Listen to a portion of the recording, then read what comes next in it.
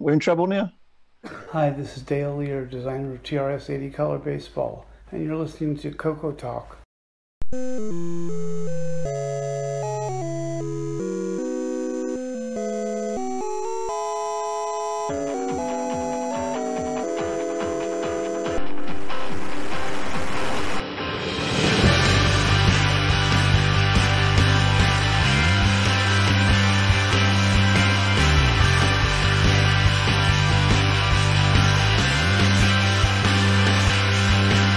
CoCoTALK is rocking the 8-bit world, keeping the tandy flame alive. We may be mocked, but we'll never stop, cause CoCoTALK is rocking the 8-bit world.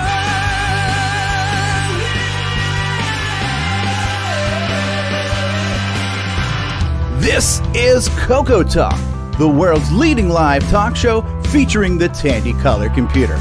It's time to drop your socks and grab your real-time clocks, and let's rock. CoCoTALK is rocking the 8-bit world, keeping the tandy flame alive. We may be mocked, but we'll never stop, cause CoCoTALK is rocking the 8-bit world.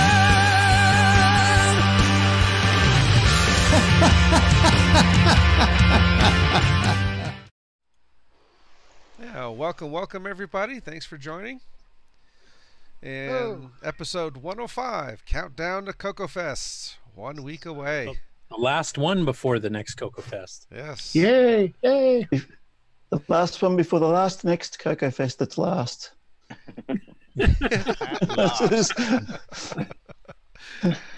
All right, let's see. Who we got with us today? We'll start in the upper right square. Mark Overhoster, how you doing today? I think I'm in the upper left, but okay. I'm glad to be here. Left and And right. I'll be at CoCoFEST. I'll be at CoCoFEst. You're other right. He's got it right. It's the other right.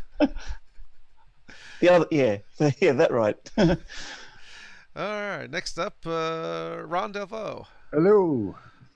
How's everybody? Pretty good. Seen any good moon lately? Yeah. I got some stickers I'm bringing to CoCoFEST. I am coming. Cool. You guys You want are. What does this say? My other the computer? back window of your car? Show it again. Nice. That's cool. That's good. Nice one. Bringing a bunch of them, so hopefully Cool. I can sell them. All right. Next up on the panel, Curtis. L. Curtis Boyle from Oak, Canada. How you Hello, doing today? everyone. I've got some stuff to announce today, but we'll wait till the tech segment, I think, for that. I'll mention it during the project updates and stuff, but I'll save the meat and potatoes of it till later. Okay. Oh, meat, potatoes, yum. We can't wait. I can't wait. Always keep him wanting more. That's called a teaser. Teaser. All right. Next up, Brian Weasler. How you doing? Doing good. Doing very good. How's everybody?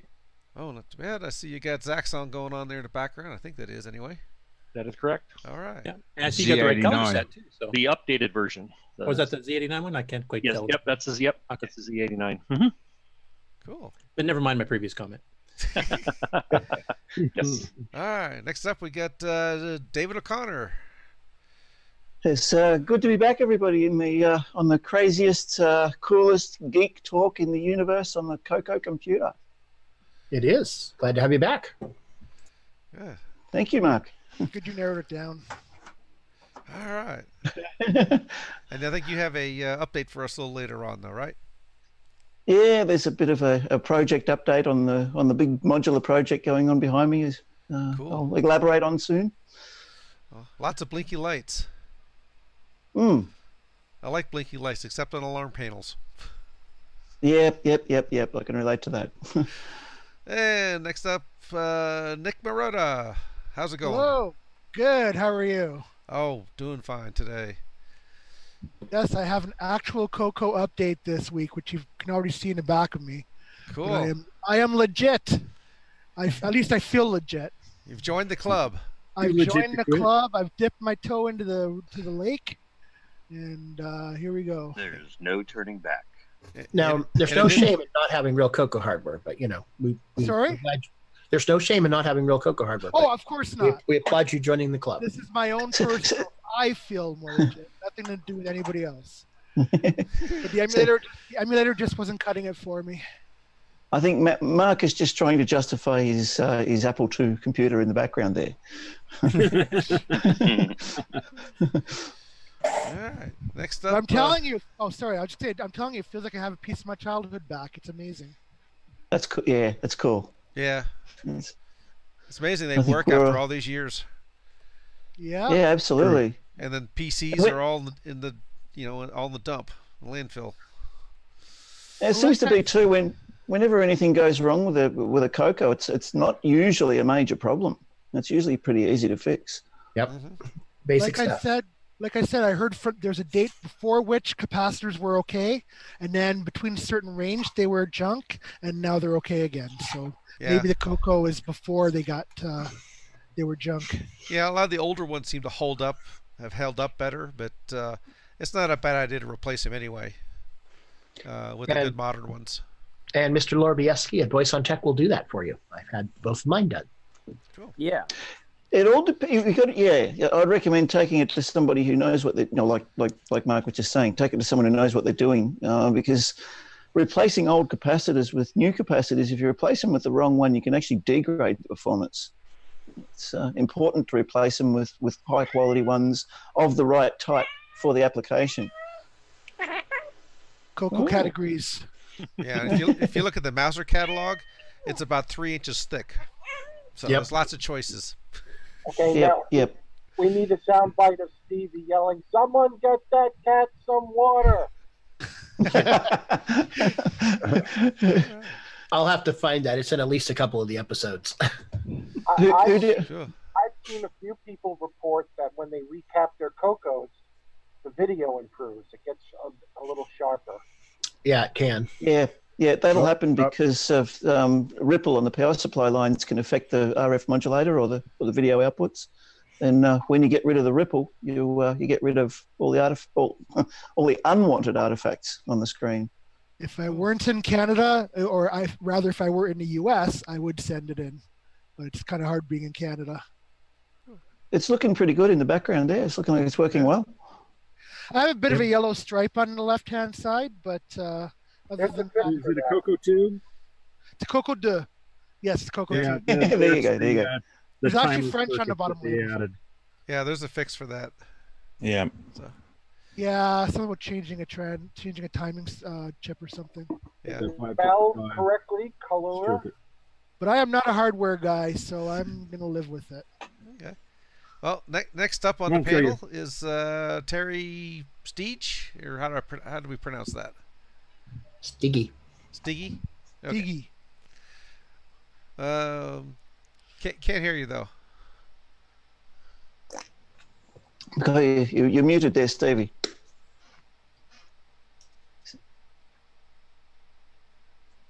I think he's got you got your mute button pressed. There. Yeah, he's the Zoom is not muted, but somewhere else. We'd be hearing crickets by now. If Stevie was here. All right, that's better. Yep. Sorry about that. We can hear you now. Much better. Much better. It was probably better when it was muted, but how's it going, everybody? Come on.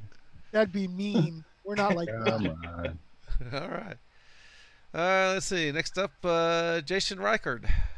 How you doing? Hey. I am looking forward to CoCoFEST next week. I am nowhere near ready, but I did stop at my local CVS today and I picked up some Australian style licorice to enjoy during the show. Of course. Yeah. What? Australian. I was just going to say that. Vegemite or what? Yeah. Well, it doesn't say it's Australian. It says it's Australian style. So turn it back upside down. Then. Turn it upside down. Get that man some Tim Tams. Tim Tams, yeah, they're good. There's only one thing I wouldn't like is licorice coated with Vegemite. I love Vegemite, but not on licorice, especially not. I couldn't think of anything worse, to be honest. That'd be pretty. Disgusting. My MC10's ready for CoCoFEST, but did I hear Ron saying he's going? I'm going, and I will be bringing mine also. Oh, then I don't need to bring my MC10 since you're coming then. It's MC10 Fest. Or Yeah, could we set a new Yeah. record for 2 MC10s at CoCoFest? Why not? We're going to need about 4 dozen MC10s here just to show off Jim Gary's new games since last year. So. Well, I've got the memory now. I've got the memory module from Zipster, and I'll be getting the case for it at CoCoFest. So. Well, looks like we got plenty of door stops. That's right. I was going to say, all bring your MC10s. There'll be plenty of doors at CoCoFest. I want one. Careful, Jason. Don't put it too close to your head. You're going to get brain cancer. Well, I also have the aftermarket generic MC10. The improved model. It does not work. It does not work with the Zipster memory expansion module, though. On the other hand, it is extremely low power. So. Yes, it's like it uses nothing at all. It's the green MC10. It's got a nice sloping front panel too. Is it the? Is it has the a better module? keyboard. Is it the memory module or the video upgrade that on the MC10 that you can't quite get the case back on? Well, the memory module just plugs into the back, so I can't. Okay. I don't have the video upgrade. I'll still be doing channel 3-4 out. So It must be the video upgrade that when you install that, it's kind of harder to get the case back on or something. It's too. No, mine went on fine. Okay. So, Jason, you bought the MCX 128? correct, yeah, from Ed Snyder. Yep. It was about the same price as I would have paid for a vintage module, and it was available. The other ones are hard to come by. He's not here to speak for himself, but Mike, that did the Pi drive wire, supports the MCX 128 with the MC server, so you can load software that way. Mikey's on YouTube watching, so. Oh, good. I have a cassette cable. I have a Coco cassette cable that works just fine with the MC10, and I actually haven't had a chance to load anything over 4K yet since I got it. But don't forget, it is a micro color computer. Right. Although it doesn't appear to have a Becker port on it. I can't find a Becker port on any of my computers. So they're virtual. I've been reading a lot about that on the mailing list lately, but I can't find my Becker port. They're virtual. You won't find it. Ah. Preach on, Ron. Did the stream get forwarded on Facebook? I did see a Facebook notification. Yes, I am watching it live on Facebook. We want a link? So we do seem to have an issue with the chat over here, and I have no idea what to do to fix that. Oh yeah, right. Just noticed that there's no one in there. Well, there is people in there, but we're not seeing it. Well, you see it briefly. It goes on, and then it just takes them off after a minute or two. Which I'm not sure what's going on there. Yeah, and I haven't found a setting yet to fix that. And if I dig too far into it, it might break it really good. Let's see. Next up, on help you with that.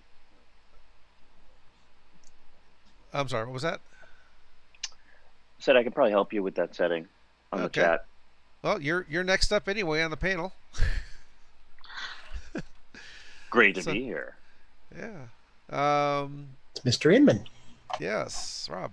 Yeah, actually, I have a Z89 question for Brian Weisler.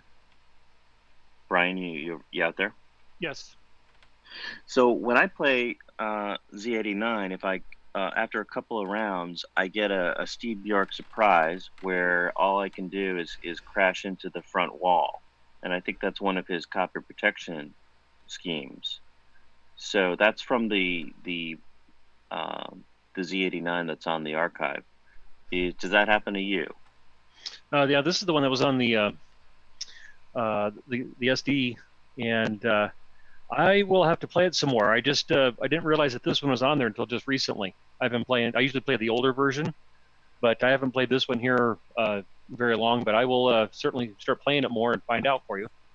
Yeah, if you play through all your guys and then you go to start the game over, all you can do is crash your head into a wall. Oh yeah, like on the video that Steve did on YouTube. Yep. Or he runs into that issue. I know what you're talking about. Okay. Yeah, that's a Stevie issue though, not a game issue. Oh. Was I supposed to say that out loud? Just regular gameplay for Steve. It has nothing to do with a bug in the game. Nope, I haven't played this one enough yet. Here, I just like I said, I just found it on the SDC. So. Huh. All right. Oh, next up on the panel, James Diffendaffer. Now with 30% more trains. Yeah, and I've got one going through now. This is what I get for not being fashionably late. What's up, guys? Hi. Hope I got your name at least close to right. I'm missing a few letters there. My name's been butchered so many times, I just say yeah. We'll just call you James Daffy Duck for now. How's Diff that? and Daffer. I'm always shocked when someone gets my name right. So, Lady? All right. Next up, Al Hartman. Hello. How you doing? Did you get your coffee yet? I'm doing good on the Jersey Shore. Al is caffeinated. Yep, I am. Well, no, I'm decaffeinated. Oh, okay. Yep. Made my coffee. I'm a happy camper. All right. Got my ease of use and a cup of coffee, and I'm gonna have some fun after the show. Yay! Cool. Play with my ease of use. Let's see. Okay. Richard Lobrieski, how you doing? Oh, I'm doing great. Let's see, we're 17 minutes into CoCoTALK, and I feel like I'm in a 10-hour Meryl Streep movie marathon. Meryl Streep.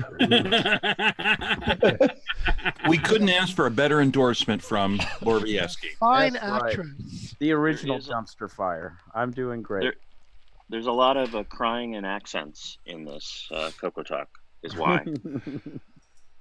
Hey, Richard, are you recuperated from your vacation? No, not quite. I'm trying to get over this. It's a bad sore throat situation, and I'm slowly recovering, and I've been contemplating whether or not if I was going to go to Chicago or not. But I'm pretty sure that I will be going. I had just been either working or in bed, and so it's been kind of tough. And yeah, I'm going to have to cut it short today anyway, because I'm going to have to work today. Tonight is the Fiesta Flambeau Parade. There's going to be about 500,000 people downtown, so I have to be there for my work. That means there's going to be bikes everywhere. Yeah, and the Spurs are playing tonight, so this is the 7th game. So if they win, there's going to be a lot of celebrations downtown. So yeah. Maybe riots.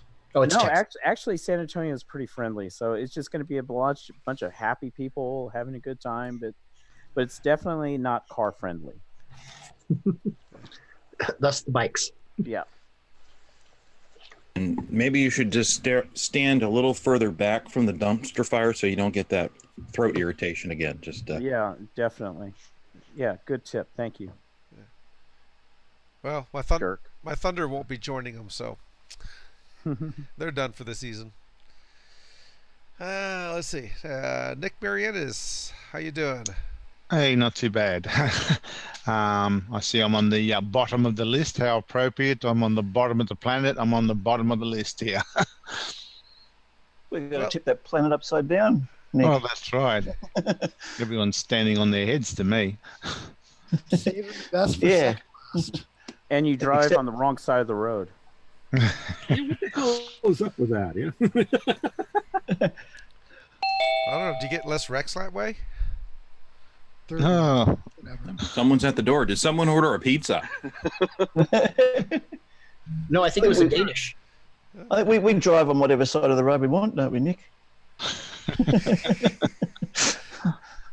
So that stripe down the middle is just optional, a suggestion, right? Yeah. Let's see. Next up, uh-oh, my screen shifted on me. Polly T. Hey, everybody, how you doing? Pretty good. That'd be Paul Fair, right? Aren't you, Paul? Yo, That's Paul Fair, yes. What was the question? I said, are you coming to the fest too, or is this the one you couldn't make at the last minute type thing? I am coming. Me and Simon are driving in together.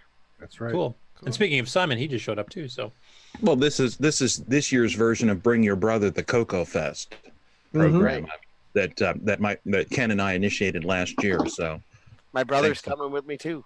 Yeah, Ken can't make it this year, so thanks for the Thayers to continue the Bring Your Brother, the CoCoFEST. What I'd like to call a new tradition. Bring your brother and a Danish. Someone's craving a Danish. All right. Yeah, Simon. All right. Well, last up, Simon Jonason. What are we talking about, guys? Well, we're just saying hi today. Intros. Just starting. What's the topic? Just introducing people. Yeah, it's only 20 minutes in. We're not even halfway through introducing, right? No, we're done. We're done. Yep. Time to move on. Glad to have you here, Simon. Simon, is your presentation all done? Is my demo done? No. No way. My demo done. The demo is very cool, though. I had a look at it earlier, Simon, just a couple of hours ago, and I got the one you sent me that does work. It looks pretty spectacular, I must say. Yeah, Good work, nice work. Paulie T's seen the other one, right? I'm still working on it. I'm only like 75% done. I've got maybe 4 days to work on it before I fly out. I have a feeling you'll be coding on an emulator on the plane ride over. That's probably yes. That's what's happened to me in the past. So he's that hardcore. He will. Last minute ideas. Yeah. It will stop me thinking about falling out of the sky if I code on the plane. The plane's coming down some way, you know. Be it good or bad. I think the Mad Lab will definitely be temporarily in Michigan for maybe a few hours at least, though. All right. So, Best that you get to. So, Mark, on anything going on in the chat? Oh yeah, we got a bunch of people here chatting, but pretty much everybody that's here. A few other people though. Mikey, I saw Mikey and Tom C. And who else? Ken can make it. Yes, hi to your brother there, Jason. Bill Pierce made a comment. So, yep, and then just the rest of us here on the panel. So okay. Let's see. What's my script say? Project updates. Who wants to be first? Please, not everyone at once. Crickets. Please, project control update? yourselves. I'm going to hold off my project update until we get to the tech talk stuff there, because we'll go into a bit of detail there. So. Anybody else? Do purchases count as a project?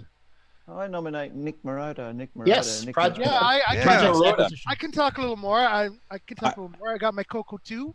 I think since you got your Coco Do, that you need to play the Coco Do song on your ukulele. That's a good call. Oh boy, I second that one. Well, wait a second. I heard no boy. I don't know. That's maybe later. Hey, I do have a queued up for later on. Yeah, we'll call that a teaser.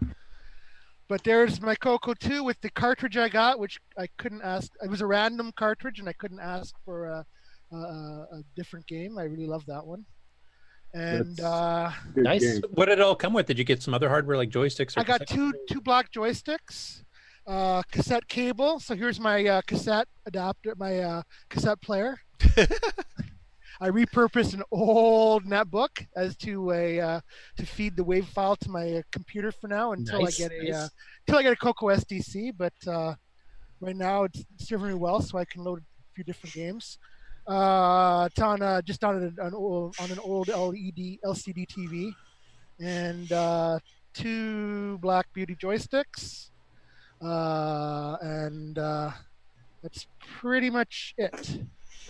Looks nice. It was a good deal, and the keyboard's the keyboard. He cleaned up the keyboard so nice. I thought he replaced it because it's really bright. The case melted. The case is yellow. There too. Yeah, the case is yellowed, but the keyboard is bright. So I'm happy with it. It might have been a lighter keyboard, and they took the keyboard and swapped it with the other No, I machine. asked him if he did. I asked him if it was the same original keyboard, and he said, yeah. He just said it's a melty key, right? Yeah, I think so. I can't. Yeah. Are they real flat? I wish I could bring my. I wish I could bring the webcam closer, but I can't. Are the keys really flat? The Coco 2 melted keyboards were a different build to the Coco 1 ones, weren't they? No. I've got one here. This one I've got here is out of a Coco 1.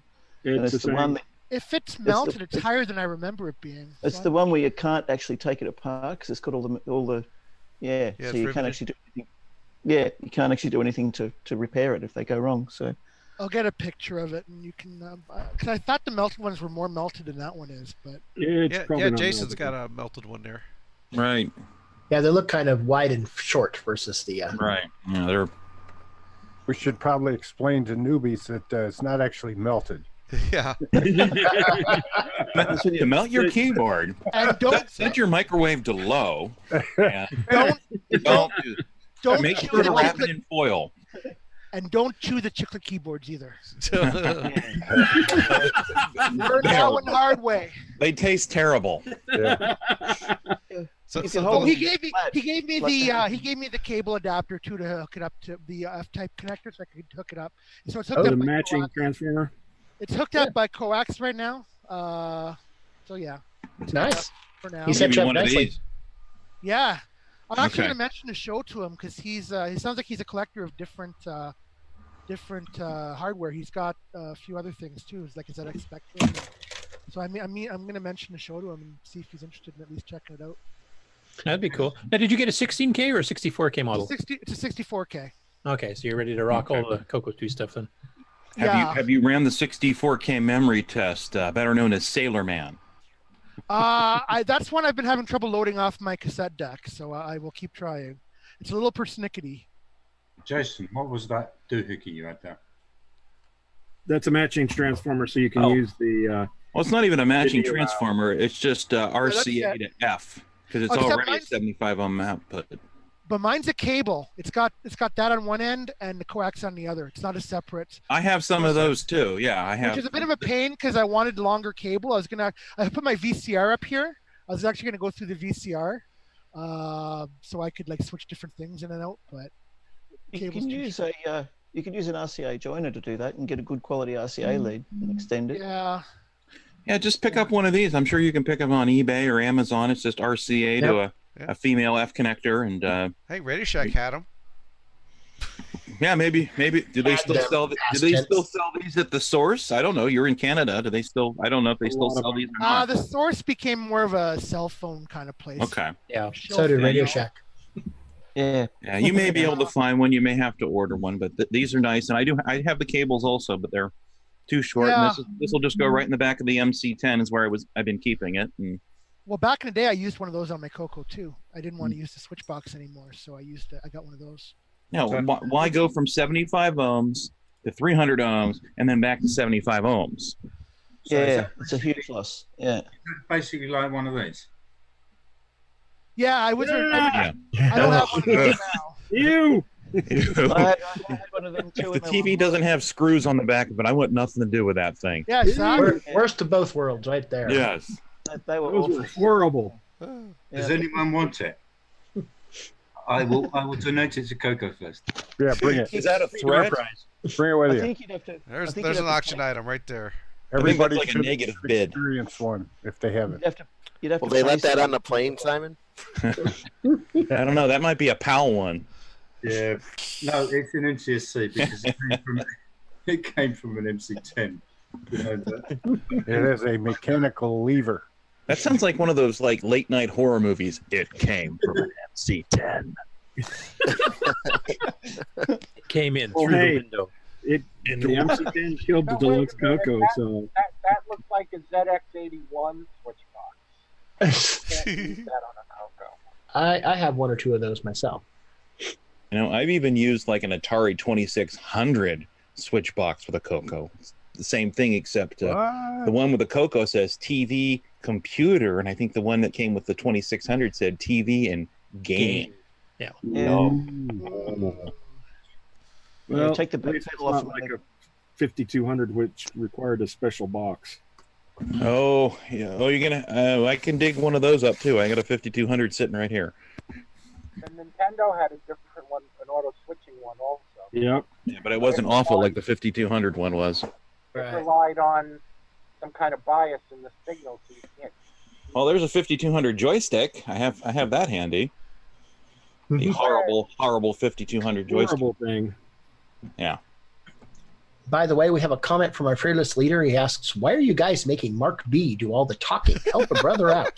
What are you talking about? In 10 minutes. I don't know what Oh, Steve's talking sure, about. he said that. You I was Yeah. talking about my Coco. I think Yeah, I he's don't know what he's watching a talking different about. show. Yeah, it must be. I think there's a big lag going on. He posted that like 10 minutes ago. Probably Yeah. watching Game of Thrones. What does he know? He's on a beach somewhere. Yeah, looks stunning too. Pictures of it didn't happen.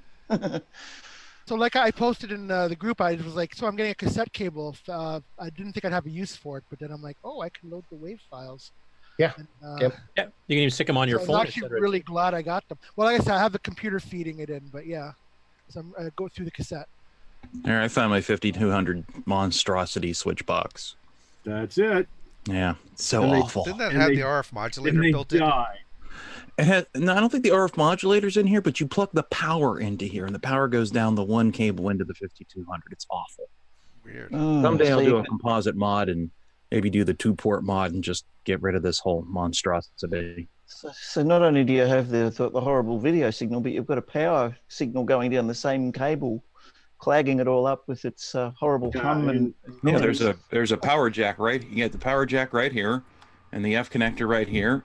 And Oh, wow. what is this for? This is Like that's what's normal DC and normal and offset. standby. Sending AC power down the same line as your video can't be good. No, it's exactly what I'm thinking. But it was What could economical. possibly go wrong? They're talking about replacing capacitors. Old capacitors in a power supply like that, and you got a ripple on that line, and you're going to see it big time. MarcB, I don't know if you saw it there, but Rob sent you a message in the Zoom chat there to might be able to fix the chat up window on the main screen here for you. All right, let me read through this while you guys chat amongst Well, yourselves. Cover for him. Vamp everyone. So now that we've got Nick, I got a Coco 2. Has anybody else got any acquisitions or project updates that aren't going to be part of the main segments? Well, I got a couple books that I picked up here last week that came in. Go for it. You're good at that. I got the ever popular program catalog. Yes. The little one that has all the different. They come with the program packs when you bought them. I got a few of those. Yeah, Yep, I have one kinda too. neat. Yeah, they're kind of neat. Got that. And then here's a book by John Guerrillo. I think it's pronounced Guerrillo. It's the color computer applications, and it just has a whole variety of bunch of different little basic programs in it. So it's I just don't think I've seen that one before. yeah, it's kind of a neat one. I hadn't seen that one either, and it has just I don't know, some examples. I don't know, just Like, is it like utility, or is it like hardware project related, or is it everything? no, it's just it's little utilities and stuff like that you can program here. I'm just looking to see here. Where'd my page go? Here it is. Yeah, bar charts, Weaver figure generator, a sketchpad, a laser tank, which must be a little game that you can put in here. Yeah, just a bunch of little programs there. I can get some pictures of it for everybody if they want to see it or want some more of it. But it's kind of a neat little one. I hadn't seen that one before. And then one I'm sure Curtis has seen before, and that is the official basic 09 tour guide. Yep, So, I have one back over my shelf here. yep, this is one I didn't have. I had the other ones, but not this one here by Dale Barnes. So, yep, that was kind of neat. And then I did pick up another one of these here. The like the flight stick style joysticks. I had one new in a box, but this one here I was able to pick up those out of the box there, and so this one that I can that way I can play with one. So that one's really good for Timberman. Yeah. Does it? Okay. I disagree, but okay. And this coming from the guy who won it to the guy that unlocked the other character. So I don't know. Works for me. Your mileage may vary. Have you guys seen this one? It's a how to use your Radio Shack printer. It's by William Barden, who did the machine language. Consists of one page. Plug it in, turn it on, hook up the computer. Don't hold it up too long. You might get a cease and desist. Yeah. Here's a couple of things I'm going to donate to. I'm going to donate it to the auction. All right. Is that Casino? Casino? Yeah. Do you have a way to light your stuff up a bit better there, Simon? Because it's really hard to see. He's the witness protection program. I'm sorry. It's not meant for showing his stuff that he's trying to show, though. Yeah, you're in silhouette, Simon. Yeah, casino thing there. Invasion Force? Yeah, and I've got the cassettes to back it up. And I'll bring them as donations to the auction. And I've also got this. It's a bookmark, all right? Over the Coco history book. It's a bookmark, and it's signed by Buzzy Pete and by someone else. I can't read the other signature. Bill Liquid. Lagodis? Yeah, something like that. Lajudas. Okay, these are going to the auction. I donate them. Cool. Thank you, Simon. And I'll donate the cassettes as well to back up these Casino and Invasion Force. They're TRS-80 Model 1 software, isn't it? I don't know what it is because I just got it in a box with something else. But Invasion Force for sure is. I'm not sure about Casino. Yeah, I think it is as well. Yeah. Brian, if anyone can use it, they can use it. You know. do you remember the book you got? I think you got this book where it's a cross reference for BASIC. Oh yeah, you got the little bound one. I got. Yeah. Have you ever seen the bound one? No, I've not seen the bound one before. Is that the little TRS-80 computer reference guide? Is that the one? Yeah, and it's got like a Naga hide. Ooh, real genuine Naga hide. Yeah. Genuine I'd Naga hide that's leather. that one. That'd be kind of cool to get. I like it. Yeah. Neat. Oh, and this is by William Barden Jr. also. Yes. Yep. Oh, cool. Okay, don't keep it there too long. It's William Barden Day. On that one there though, it's not yellowed, but didn't they use like a yellow type of like paper on it? The edges are a little yellow. Is it pre-yellowed? Pre-yellowed. Yeah, this has been around. $6.95. Looks like pocket size. Nice. Yeah. So Richard's about to head out to work, just so you guys are aware. So we'll talk to you later, Richard. Thanks for coming on. See you guys next week. All right. Yep. Hi, Richard. Thanks. Look forward to seeing you there. We'll have some sort of a show next week anyway. Is there going to be a show next week? Well, I'll be I think broadcasting so. it. Yeah. We might check in with the Coco guys. Be broadcasting. Are you going to be all by your lonesome? It's going to be like, hello. I'll be here. Where's I'll be everyone? here. I'll be there. I'll be here. Oh, all those left behind will get together. All right, and then I yeah. have to adjust for the time zone difference because it'll be 2:00 Eastern, 3 Central, or no, 1 Central. 1 Central. 1 Central. I'm going to have to see. I'm already messing it up. We're like the island of misfit toys. Given that I Now, can't some be at CoCoFest itself, I'm planning to be here. So this is the next best place to CoCoFest. I think it's the best place. We'll probably have some people remote in. This is also the #1 Coco podcast that starts at 2 p.m. Eastern on Saturdays. Is it the only That's one? still a little too vague. I got to narrow it down a little bit. On this particular Zoom channel, hosted by us. Same Zoom time, same Zoom channel. Yeah, 2:00 Eastern, 1 Central. There. Those of us at CoCoFest we will know exactly what time it is because 17 real-time clocks will be released. I'm going to have the. I can't. Is that going to be enough? I'm going to have the imitation real-time clock. It's going to be called. I can't believe it's not a time clock. It's going to be self-adhesive and everything. Just stick it right on there. That's the one that comes factory from the Coco, yeah. It'll just say it won't even blink. It'll just say 12 o'clock. We saw the one in The numbers are painted on. Yes, like you used to get on like watches and whatnot. The little just fake clock. Right, they have a little sticky little piece of plastic over the top of it. Yeah, right. with it written on. Yeah. You'll need the David Ladd Maxi Mega MPI so you can plug all the different real-time clocks in at the same time. A real time clock for every time zone. That's That right. sounds like We'll a have female product. Maxi We'll have Mega.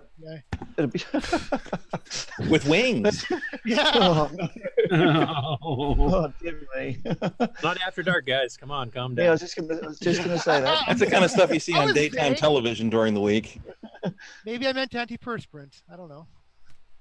Does anybody else got any updates or projects they want to mention here, or stuff they're preparing for the fest they're willing to talk about? I don't have anything I preparing for CoCoFest because I'm unfortunately unable to go because I'm on the other side of the planet and it's a long way to swim. But I do have an update on my synthesizer project that I was talking about earlier on. Running in the background there, it's finally hooked up to my original Coco one, and I just literally wrote a bit of a proof of concept program literally before the show, just in the background there to output some sync pulses to run into the step sequencer, as you can see there. If I can get my finger in the right spot, and to the where is it? There. That's the envelope generators. I don't actually have audio connected from the synthesizer to my system sound at the moment, so I can't actually demonstrate the audio, but I'm hoping to have something there next week after I become a little bit more elaborate with the program on the Coco. But as you can see for now, it starts at the top on the it starts at the top and does 8 sync pulses out, and then they synchronize. It's difficult doing this thing in a mirror. I'm in a mirror, so move my finger left and it goes right. Like a weatherman. Is this a basic program you're running, or a machine language, or a hybrid? It's just basic at the moment. I'm setting myself a challenge. I want to see how much I can do in basic and how tight I can get the timing. And if I need to do some tighter timing stuff in certain areas, I'll write some machine language subroutines and call them from the main basic program.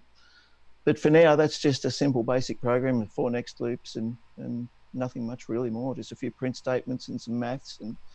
And I'm actually using the sound command, not even using the play command. I'm using the sound command to send outputs out the 6-bit DAC, and then the 6-bit DAC is connected directly to the inputs on the modular synthesizer. What's your ultimate goal here, David? Is it to do a total retro music with it? Yeah, well, a lot of the music I do anyway is very, I mean, as we showed on, what was it, episode 98, was it? I think we did, when we did the music thing. A lot of the stuff that I do is very much influenced by bands like Tangerine Dream and Kraftwerk. So a lot of it's sort of late 70s, early 80s inspired, but with modern technology. Yes. Yeah, JMJ is one of my biggest influences. And those guys literally used very much, pretty much the same kind of hardware as I'm using at the back there. In fact, my modular synthesizer is based on the equipment they used. The sequencer running up here is what's known as a Q960. It's by a company called synthesizers.com, which is on my t-shirt. And it's modeled after the original Moog 960 sequential sequencer that they released, I think it was in the early 70s. And that basically sends out a sequence of control pulses, varying voltages, which then go into oscillators and filters and whatnot in the main synthesizer module to produce notes and textures and volume and sequences the whole thing. So you can pretty much run all of that in real time, edit it and change things in real time, and play the modules and the synth, change the textures of the sounds as it's playing. Then play chords and melody lines over the top, and that's pretty much what most of the late 70s Tangerine Dream, Jean-Michel Jarre, Kraftwerk kind of stuff was based around, really. And how do you want to use the Coco with this then? Well, the Coco at the moment is the main clock source for all the sequences. It's actually sending out the control pulses that are actually that the modular synthesizer is sequencing to. The advantage with using a computer to do it is you can program in certain steps, and you can program different lengths for each pulse, and you can make them repeat on certain beats if you want, and make it interactive where the computer will respond to certain notes that you play, and it might change the sequence in real time. So yeah, having the Coco sending out all the main master control signals for this, if I wanted to do something custom, I can just write a new program for it. And do you want to create some sort of a graphical interface with this that you can then select? Yes, absolutely. Yeah. I'll have there'll be real-time controls on the screen. I'm probably going to use a combination of the joysticks and the keyboard, so you can input changes in real time on the screen and change patterns and change sequences as you're playing, literally. And one of the plans for all of this is the next album I work on, I actually want to release an album of all the music I do with the Coco controlling everything. So, well, cool. Yeah. Hopefully by next week you can actually have some audio demo that you guys can actually do on the show, while we're all at the fest type thing, so you have some new stuff to view for everybody there. Yeah.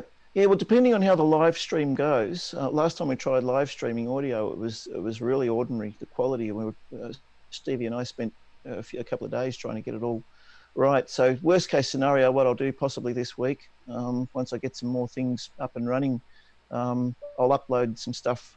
I'll just record some live stuff here as a video file and upload it to my YouTube channel and post it in the Coco Facebook group, and we can maybe, whoever's streaming next week could maybe play a bit of the YouTube video. And it'll all be original music, so there'll be no copyright issues. Cool. Anybody else got any updates I want to talk about? I think Jason was waving something in the air.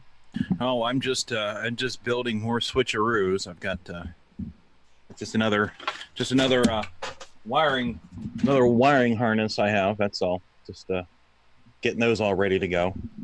That's really it. I'll have switcheroos and wallabies at CoCoFEST. So just no new products this year from you? No surprises? No new products for CoCoFEST. No, I've been busy with real life stuff and have a few ideas, but none of them have been able to come to fruition yet. Okay. Anybody else on the panel have anything they want to mention that they've acquired or are working on? It's a question in the chat there. I think it's directed to me. I can't quite read it. My resolution's not that great. It says, physical interface. What physical interface are you using to connect the Coco to the synth? Yeah, okay. At the back up the two, again, let me get my finger in the right spot. Right there, that the big analog step sequencer at the top is a Roland System 700 sequencer that has a what they call a pulse shaper input, which takes any signal. Basically, it can be audio or it could be anything you want, and it converts it from audio into control pulses. So what I've done there, I've got an output on my Coco directly from the 6-bit DAC output, and the 6-bit DAC is going into the control pulse input on that sequencer, and then the output from that then goes into the rest of it. So that's yeah, that's how it's interfaced at the moment. I'm planning on using the OPL3 chip in the Mega Mini MPI in future versions as well. That'll give me 2 extra channels of audio, and I can have a frequency, basically a frequency splitting device that'll take low frequencies, mid frequencies, and high frequencies, and give me 3 separate outputs per channel. So I'll be able to get 6 different outputs directly just from the OPL3 chip that I can then use to control 6 different sections of the sequencer once again. And after that, probably look at working possibly with Ed Snyder on designing a cartridge that will have a number of DACs built into it and also digital outputs. So I'm hoping to have like 8 analog outputs and maybe an 8-bit or even a 16-bit digital output that I can use as well. So that's further down the track though.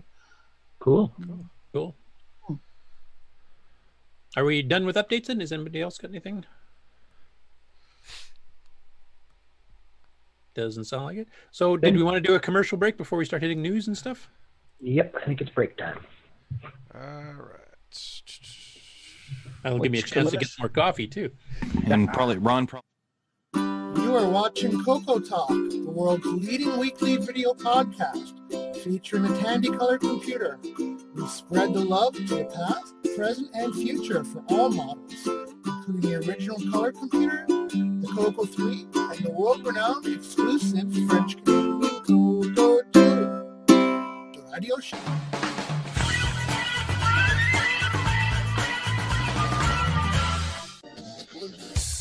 Hey, have you got your Coco 3 yet? Hi, this is Rick Adams, author of Temple of Ram and Shanghai, and you've tuned into CoCoTALK, the nation's leading live talk show featuring the Tandy Color computer. What's going on, everybody? Original Gamer Stevie Stroh here, and if you're a fan of vintage computing and retro gaming, then you're going to love our retro swag shop at 8bit256.com. There you will find custom designs by Instagram artist Joel M. Adams. You can get I'm a Coconut, CoCoTALK, and other cool video game images on a t-shirt, coffee mug, or mouse pad. So if you love retro, then head on over to the retro swag shop at 8bit256.com today. Tell them the Original Gamer Stevie Stroh sent you. Radio Shack TRS-80 put the world of color computing into your home. Instant loading program packs turn any color TV into an exciting game arcade. And there's more. The color computer is an educational aid, a home management tool, an up-to-the-minute electronic information service. The programmable, expandable TRS-80 color computer from $399 only at Radio Shack, the biggest name in little computers. We now return you to CoCoTALK. And we are back. Okay, so we have a little bit of news, not too much this week. Probably should see if I can share my window here. Let me just get things positioned. All right, so I need to stop share. Okay.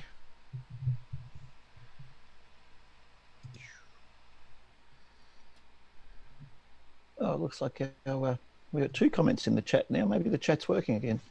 They'll slide off after a bit. Yeah, like that one. Wait, figure that out? Yeah. Okay. No, yeah. I haven't found a setting for that yet. Okay. It looks like it's cropping. Like if there's a crop on there somewhere that you can crop the amount of space it takes up. Maybe it's something you can stretch out there to make it fill up the whole top of the thing or something. There's a property setting. Yeah, they've been going up to the top when there's enough of them, but they all just keep sliding off one at a time, like they're timing out.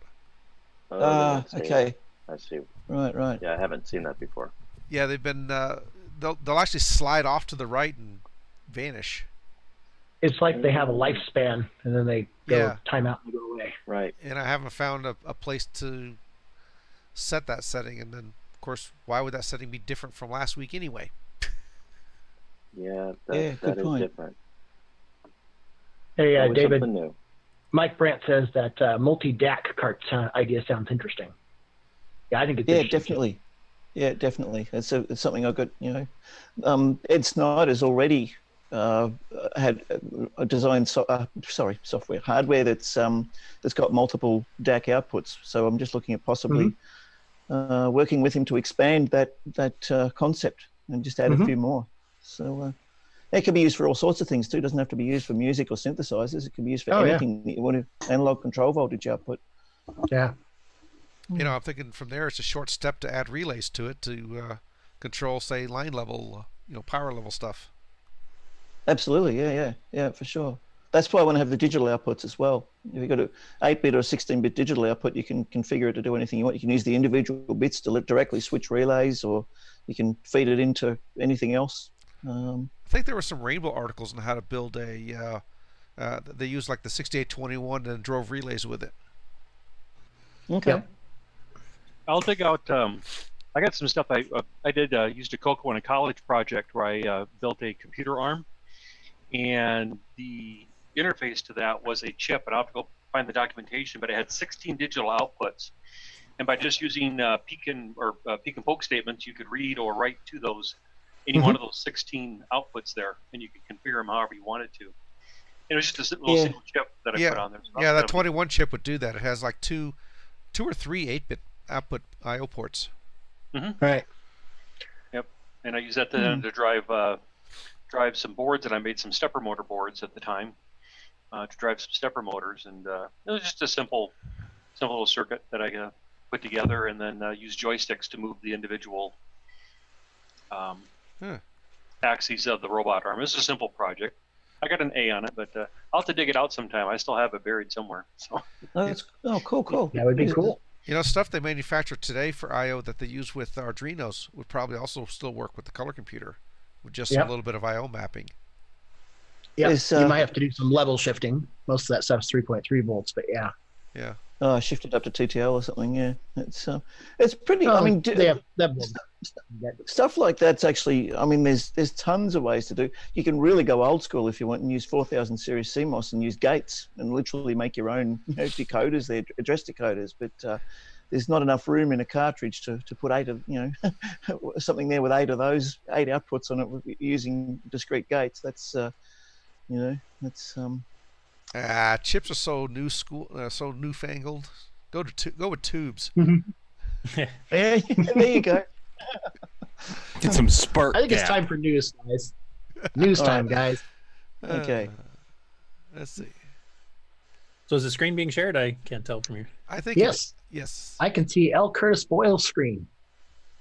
Okay, so we're seeing the first item I have up here is there was a guy who's been designing cases for, I think it's for the Pis, isn't it? So what it looks like is Pi. Looks like a Pi. USB ports and Ethernet ports and stuff on the side. So he's got samples here of a Commodore and a Tier City Model 1, and people were suggesting they should do it for the Coco. Now we've had some cases kind of designed for this. I know John Strong's done a few, so I don't know if that qualifies. But these are like with multicolor and you were trying to match the original look as much as possible. So I thought that was kind of cool. It'd be interesting to see a full blown Coco one.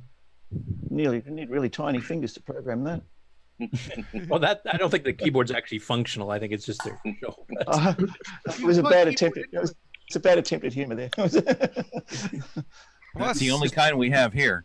You finally got to use for the Apple Pencil. You can just tap the keys with the tip of the pencil. So there you go. Well, that's the same keyboard I got on that mini C64. Yeah. Yep. Non-functional. And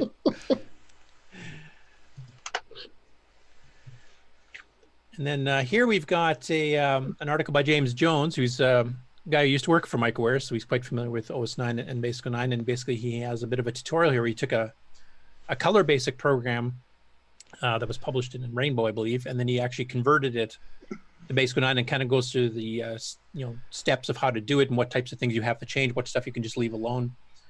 And then there's some differences between the languages too. There's just stuff you can optimize. So it's a nice article kind of giving an explanation of what to do. And that's something actually I would like to do a bit of a series on later on the show here, but kind of do a tutorial thing, kind of like Steve Bjork did with assembly languages, to do a Basic 9 one covering this type of stuff, or just coding, starting in Basic 9 from scratch type thing. I think that'd be a good idea. Yeah. That'd be very interesting. Yeah. Once EOU's done, no, if I do that, it'll be like 10 years from now. So yeah, we'll try to get something going on that there. And I might take some suggestions at that point too, if you guys pick some color basic programs or extended basic programs or whatever that you want to see converted, and we can kind of make it a multi-part, going through each part of the code and how to fix it.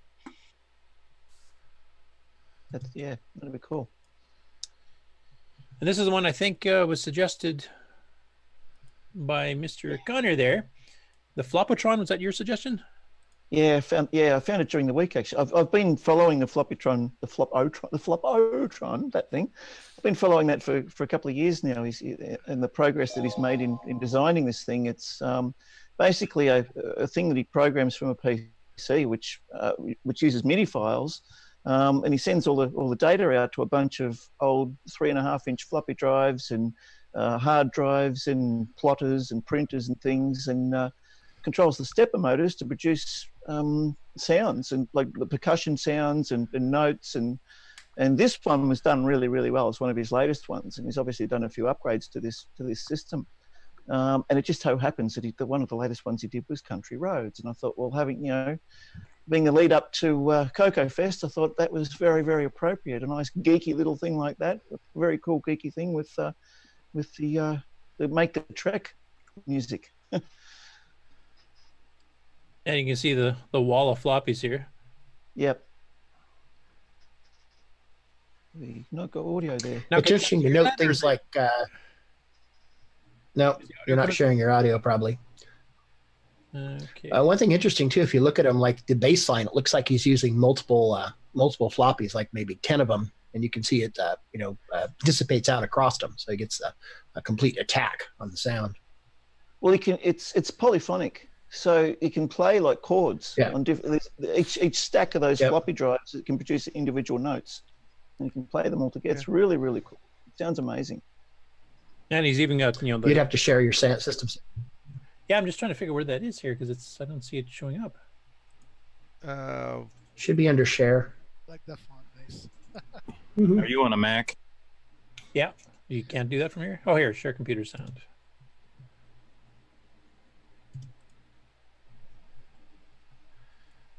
All right. Once we install special drivers and stuff, so yeah, something just went funky with Zoom here. Okay. Did we break the internet? Anyway, it's a really cool. Here's a nice shot of it here, where you can see like his entire setup there, where he's got the various orchestra. Yeah. Yeah. He's done a whole bunch of songs like on this thing. Maybe I'll see if I can pull it up here. I'm gonna share it. Now, I will mention the very first multi-voice song on the Coco I ever heard back when I had a 4K Coco 1 was Country Roads. It was done by the composer by Speech Systems. Now, it was too big to fit into 4K. It required 16. But I found out that if you did a Claude M off tape, and then you timed it to a certain number of seconds, which actually measured with my watch, and then you forced an IO error by hitting stop, it would have enough of the song loaded in, you can play about the first minute. So I actually, it was the very first multi-voice song. I didn't even know up until that point that Coco could do multi-voice. I was just used to the sound command. So now, David, you said you might be able to share audio there? Or? Yeah, I'm just pulling it up now. I'm just going to see if I can get this. We won't play the whole thing, but just maybe play a little clip in the middle so we can kind of hear what this sounds like. Yeah. Share briefly. All right, it's working on mine. Yeah, I've got to work out. Yeah, I've got to go share. Where are we? Share system sound. Where are we? Advanced. Everybody look busy. The boss is here. And then also, on the last little segment there, Brian, the Music Man, joined us. So how you doing, Brian? Doing pretty good. How's everybody else doing there? Oh, doing fine. Trying to keep the train on the tracks. Can you get ready to go to CoCoFEST? Yeah. Okay, let's try this. Let's see this. I don't know. Hang on. Hang on. Wait a minute. I've got to share the screen as well, don't I? Wait a minute. Sorry. I've got a portion of screen. Hang on. Computer. It's all right. It's a professional show. We're good. Here we go. Portion of screen. Not that portion of the screen. That portion of the screen. What do we got there? Can you guys see that? Yeah. Yeah. All right. Let me see what happens when I press play. Including your ad remover. Can you hear that? You're at 39. You're at 39 seconds so far. Nope. Oh. Nope. I don't hear anything in here. No audio. No audio there. Nope. Share system audio. Hey, where you go back? What are you doing there? Oh, we were going. Yes, magic. Guess you're having as much success as I did. Yeah. What have I got? 21st century problems. We're definitely upholding our production value. Yeah. Next news item. Smile. Okay, now I can't even get back to Zoom. Oh, here we go. Anyway, I posted the link to the video actually in the chat, so maybe it'll flash by on the screen briefly, but anybody that's on the YouTube chat will get the link and they can directly link to it and play it themselves. Oh, now I can't get out of this. How do I get out of that? I can't get my Zoom page. Oh, we can probably put that in the show notes, all right? Yeah, I'll make sure it gets put in the show notes. Oh, now my Zoom's all messed up. Hey, Mark, how's the magazine project? Oh, kind of on standby at the moment. Ron is run into some external issues that's slowing him down a lot. So I am learning how to do desktop publishing so I can put the thing together. So we are on a small hiatus. So anyway, don't use. I do not encourage you to use Home Publisher by Tandy. It's very, very slow. Very slow. Okay. No, that wasn't even my top 15 choice. Are you you're using the shoestring publisher from Rainbow, right? That's right. Yeah. Scriptset, come on. Yes. Scriptset. Home Publisher. No, that's just a little too retro. Telewriter 64. Bill Pearce. Computer decks, and they can't play a YouTube video. I got color script set on cartridge. That's what I got. But hey, Mark, I did get that new Amiga magazine for research, and it's published by somebody called APC and TCP in Germany. So I guess I'm sure there are better US based options than having Rainbow published in Germany. But if you want to know who it is, just let me know. Oh, did you put that on your expense account or CoCoTALK expense account? Yes, I did. I want to get that money back. Checks in the mail. At least that's what they tell me all the time. Anyway, if I can get the share back here, I'll finish off the news here quick. Have you? I had to quit Zoom. Right, and then, am I stealing the share, or are you? No, Curtis, you should be able to take it now. Okay. Okay. Is it showing up there? Yep. Yep. Okay, I'll just fast forward a little bit here. Basically, this is and I don't know how to pronounce her name. Sorry, it's Noriko Mayagami. I know she's been on the Facebook group lately, and she was asking about like the Colossal Cave Adventure port for the Coco, and she's been reviewing text adventure games, and she's done like Racket 2, and she's done Bedlam and a few others too, and some Model 1 ones, and she's been like doing the Coco one. So this was her one that she just released this week, or about a week ago, of Pyramid 2000 on the Coco, and she has a bit of an explanation of the history, and then she goes through an action, does a complete playthrough of the actual game itself, you know, kind of reading it out on the screen and kind of explaining, you know, the logic behind some of her moves and stuff. So it's pretty cool review of a fairly complex game. So I put the link to that one into the thing too. This is a preview advertisement for Cloud9 with the Triad Plus and Protector Plus, which is a 2 meg upgrade that he's bringing out for the Fest. And he's got like some pictures of, you know, the assembly line, and he actually had some pretty cool videos of actually doing some of the cutting of the wood and stuff for the actual stencils, etc. And he's also selling, we're going to be selling the 512K and 2048K Color Computer 3 badges that you can replace on the front of your Coco as well. So that's cool and something to look forward to at the Fest. He also mentioned there's going to be some other products coming out of the Fest too. This isn't the only one. This is the one he kind of announced last year. Now it's actually will be on sale. So. Has Ed replied to my? I posted a comment in that about those memory to find out whether it was going to be compatible with the Gimme X. I wonder whether Ed's replied to that yet. Oh yeah, he has. Yeah, there we go. Get a hold of one of Mark's. Says I'll have to get a hold of one of Mark's new expansions, but wouldn't imagine will be a problem to support it. Good, cool, okay, yeah, nice. Yeah, the one thing we all want to know is how is Mark allowing Sierra games to run kind of automatically without any problems on that?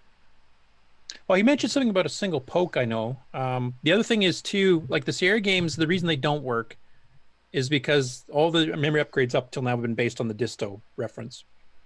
And what that did is it added 2 extra bits to your MMU registers to increase it from 6 bits to 8 bits, so you can go from 512K to 2 meg.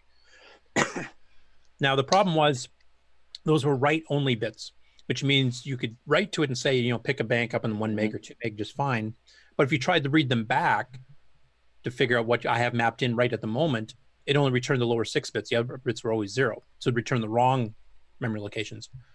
And the Sierra games did that. They actually wrote, you know, an 8-bit value and then tried to read back a 6-bit value. So if your video RAM and stuff is up in the upper part past 512K, you're getting bad results. And then the game thinks it's doing something with memory over here, and it's really doing completely different memory over here. So of course it didn't work. So I'm suspecting, I haven't talked to Mark about this, but I'm suspecting that he's actually got those 2 extra bits both read and write.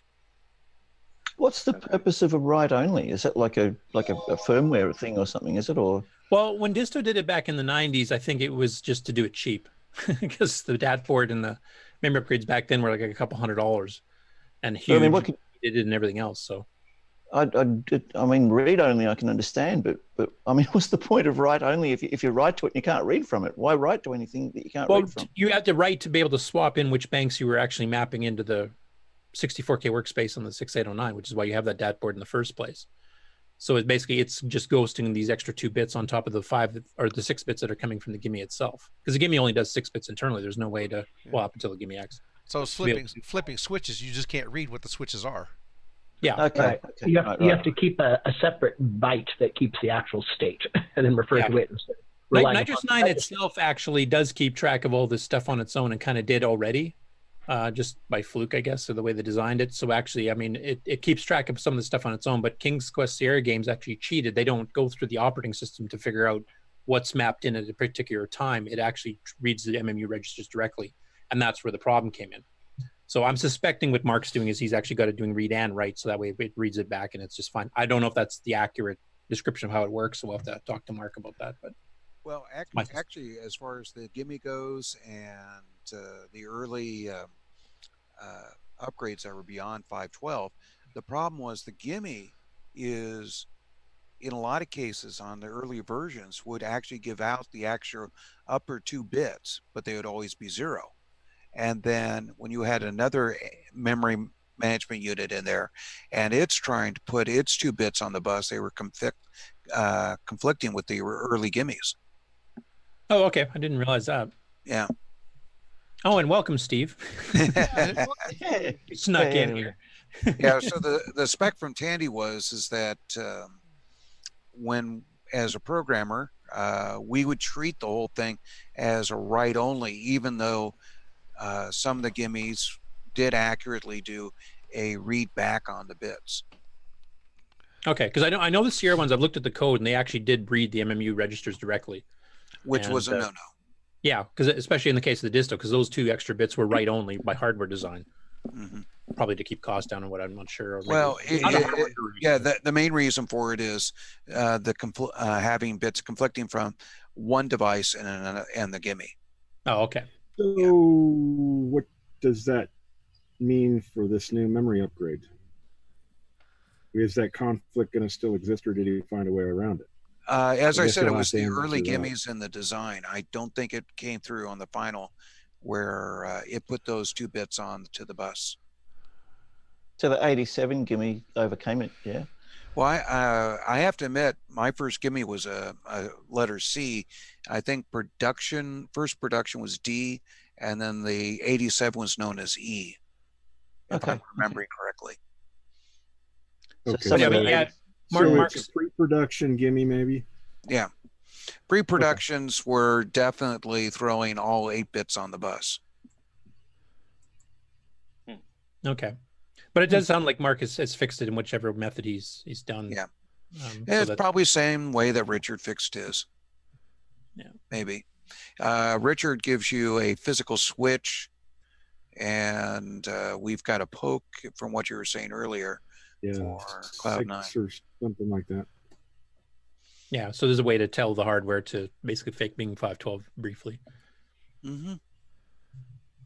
Anyway, I just wanted to mention that. And like I said, he's also got some cool videos on and some photos of the production process and stuff, and some cables he's bringing. He's got drive wire cables and stuff manufactured for the show already. So it's fair to say that the Gimme X will solve this issue at the Gimme level. I would think so, because I mean, now since you have access to all 8 bits right in the chip, right, then it should be a lot easier than having to do these little hacked add-ons and worrying about bus contention and everything else. So yeah, I would imagine. Okay. Yeah. By the way, speaking of those pre-production gimmies like C, oh, you think the D versions had sparkles? You should have seen the C.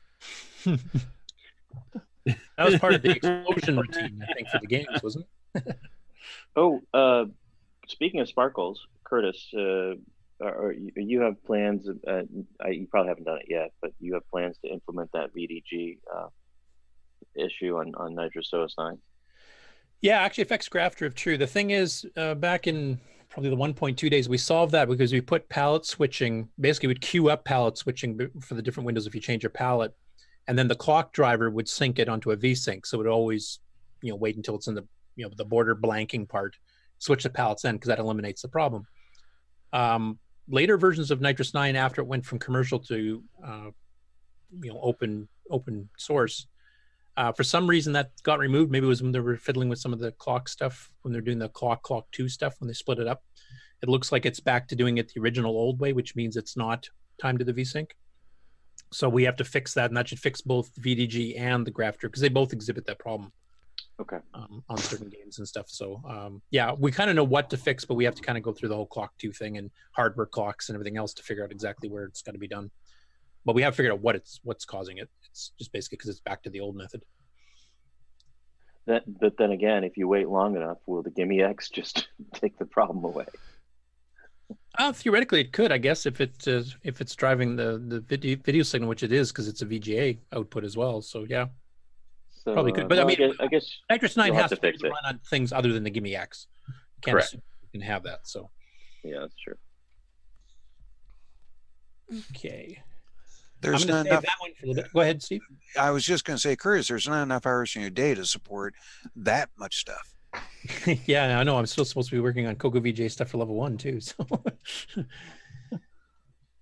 this is I'm not aware of who this is, Angelo Coelho, but he's posting about he's selling off a whole bunch of retro stuff, including a bunch of Coco stuff, and he's got a complete list down here. I probably can't read it on the screen here, but he's got like Odyssey 2 stuff and Intellivision, Atari, K Pros, S100 bus stuff, Max.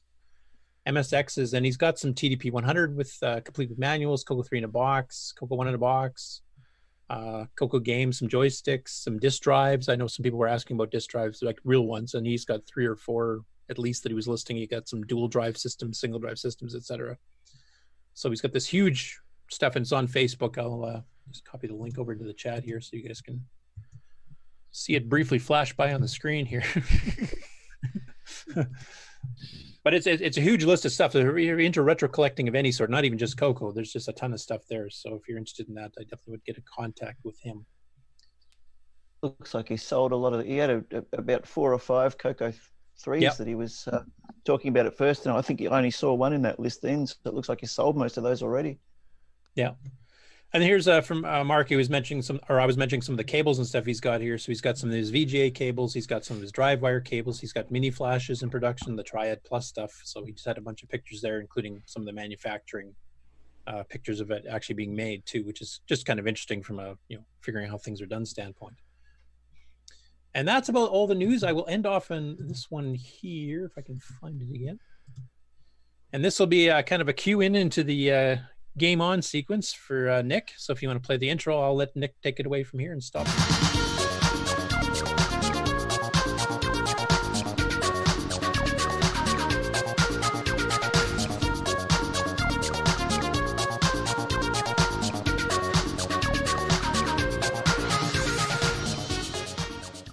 At the moment, I'm not hearing audio there. Yeah, I didn't hear that either. Okay, let's try that again.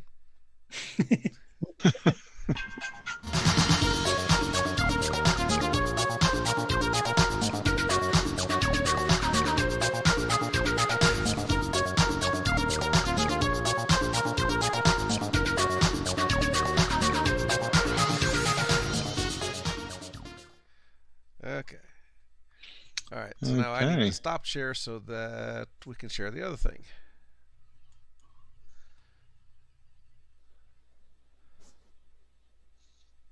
So Nick, did you want to take away on that, or?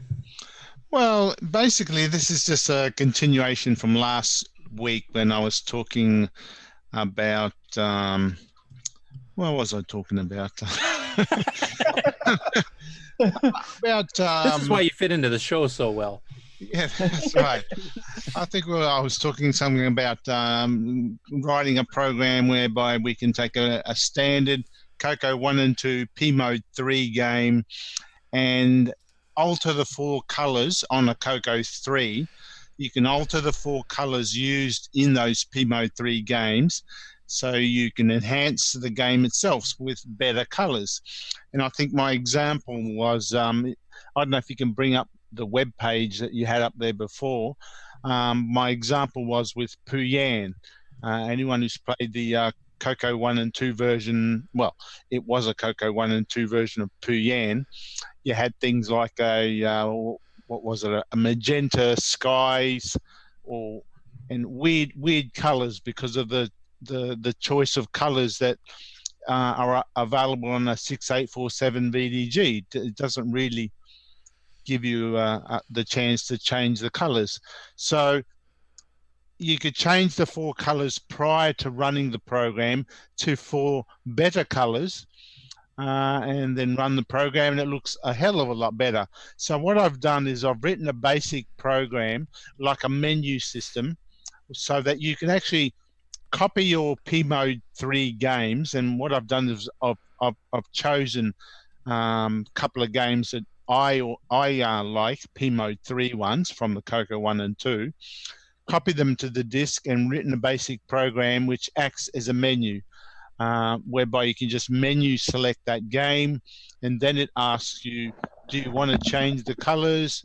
And you can actually modify the basic program and put the modified colors into. I explain it all on the website anyway. You set the colors, and then the program can then switch to those colors prior to running the program. You also have the option to choose the higher Coco 3 clock speed for any games which are a bit slow normally. You can speed them up. There's the web page finally come up. So I wrote the program and I did a website just to explain it all. So you can see in the very top. Well, there's some examples of what we can do, Yeah. but in the I'll very follow top, you, Nick. You just go ahead and just tell me where I'm okay, scrolling to. yeah, on the top right there, you can see that's the menu itself, and they're the programs that I've chosen as in my favorites. On the left, you choose the game you want to play, and then when you choose the game, you can then choose whether you want to run in high speed mode. Some games are unplayable in high speed, so just say no if they are no good at that extra speed. But some games are a bit sluggish, so on a Coco 3 you can bump up the speed. You can choose whether you want the new selected colors that you've chosen, or just go to the defaults if you want to play the game in its old P-Mode 3 modes. And then I've even got support in there if you have an RGB monitor or a composite monitor on a Coco 3. And the colors that you choose will be RGB colors, but the program will convert those RGB colors to composite using Eric Gavriluk's RGB to composite table conversion, and it does a reasonably good job as well. Where to add things games to the list, it's just a basic program, and there's a whole bunch of data lines whereby you put the information for each game. Each line represents one of the games, and you can put the full name of the game, the file name that's used to run the game, and then the 4 replacement RGB values that you want to use.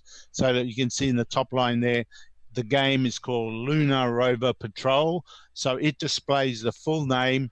The next entry in the data line is the actual file name that is on the disk that it loads it from, and then it sets the palettes, the RGB palettes, to those 4 colors instead of the standard Coco 3 ones. And then below that are just a few screen examples. You can see the Lunar, Rover, Patrol. On the left, you see the original color scheme, which isn't too bad, but the thing is, the game is called Lunar, Rover, Patrol. So this is representing the moon.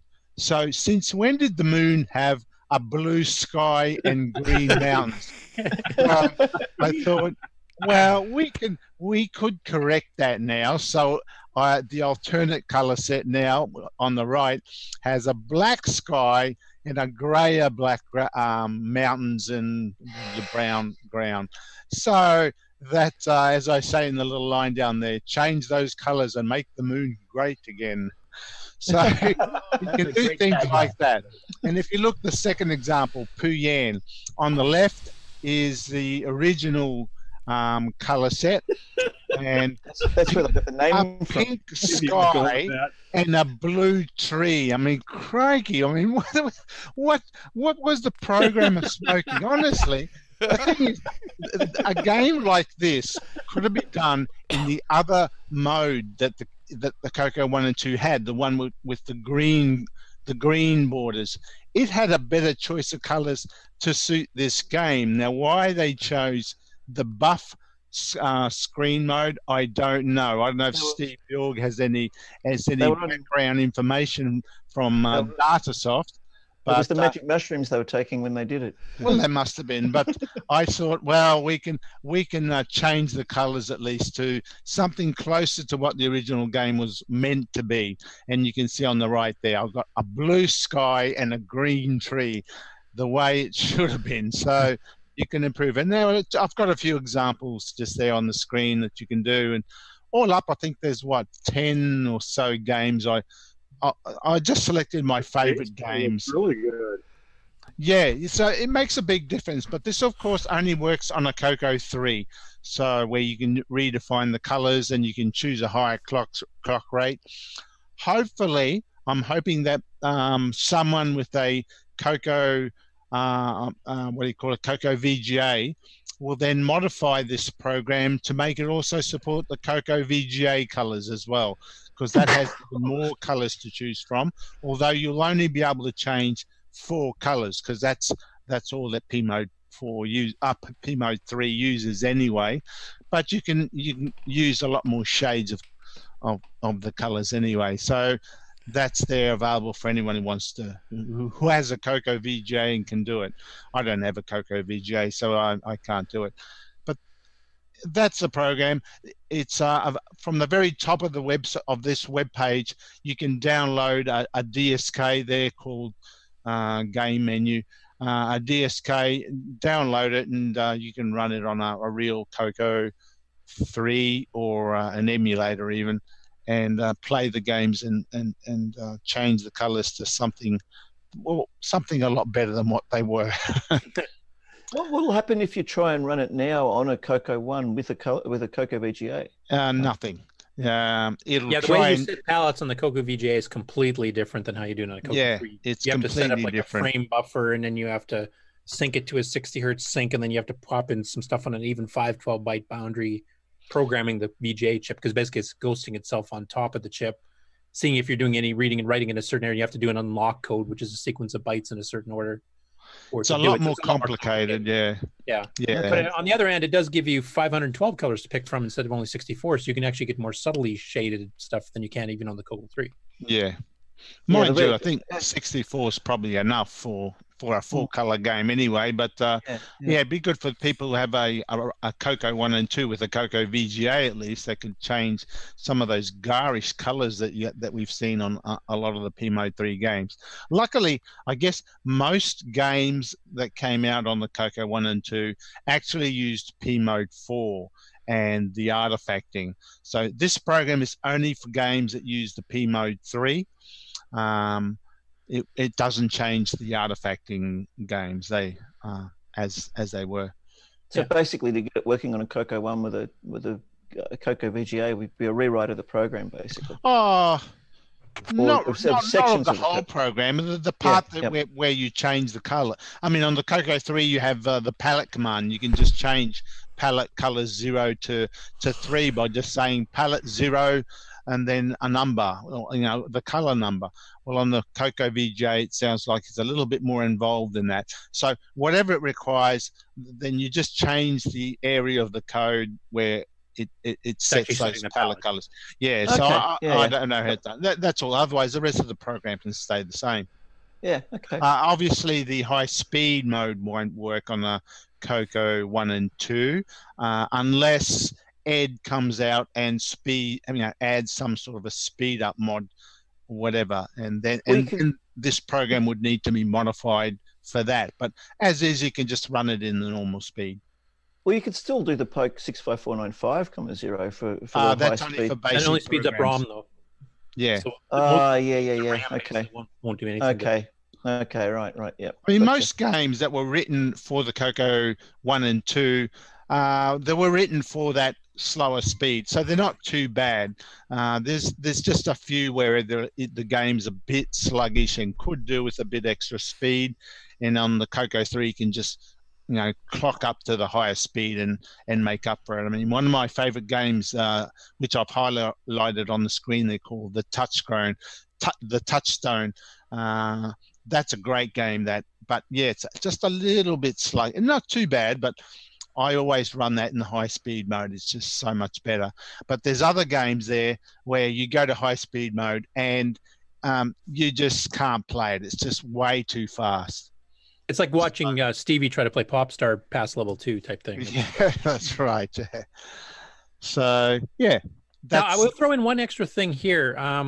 One possibility to get some speed up on a Coco 1 and 2, because obviously the poke only speeds up ROM, is if you have a 6309 in there, we could probably put a loader in, and this won't work on all games depending if they use interrupts or not, but if they don't, it's just raw machine code, then you should be able to kick it into native mode and get it not as much of a jump as a Coco 3 would get, but you should be able to get a 10 to 15% speed increase, which might help on some of these other games like Touchstone or Gauntlet or Marble Madness or something like that. Would you have to patch the game itself? I don't know if you can do a poke before loading the program. It'd have to be the game patching. Yeah, it depends. I mean, if you load the entire game in and if it's self-contained, then you could probably just set the native mode at that point, because it will screw up disk access a bit if you're running on a disk drive, because the NMI now is pushing an extra register in the stack, which BASIC doesn't have a clue is happening. But if you load it in first and then you do some little preloader thing that kicks native mode in on quite a few of the games, it should work fine. Right, yeah. Bill Pierce has a question. He says, doesn't the Coco VGA allow the use of the speed up poke? No. Not that I'm aware as of. is. Because that you have to speed up the SAM Not- and you have to speed up RAM and everything else. So Yeah, not the 65497. 65495 works fine, but that works on a Coco anyway. Yeah, but that's the just 497. We tried it a couple of weeks ago on my Coco one there, and it even with the 65497 still scrambled the VGA. So, yeah, because the RAM refresh gets fried, not just the video. Yeah.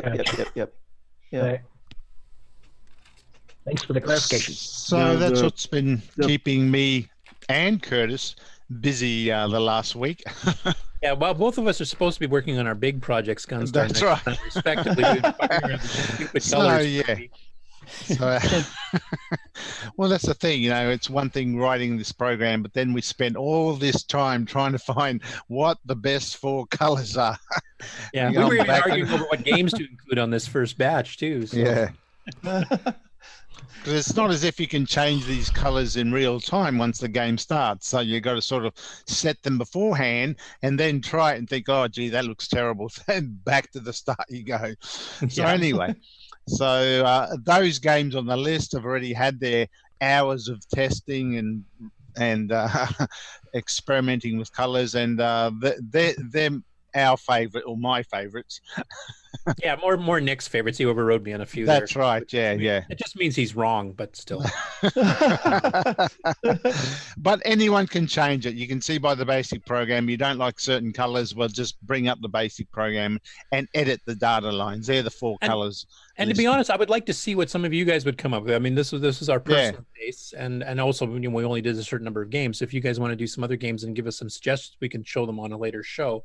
Well, that's right. Yeah, I mean, you might decide to change the moon background to purple. I don't know, maybe.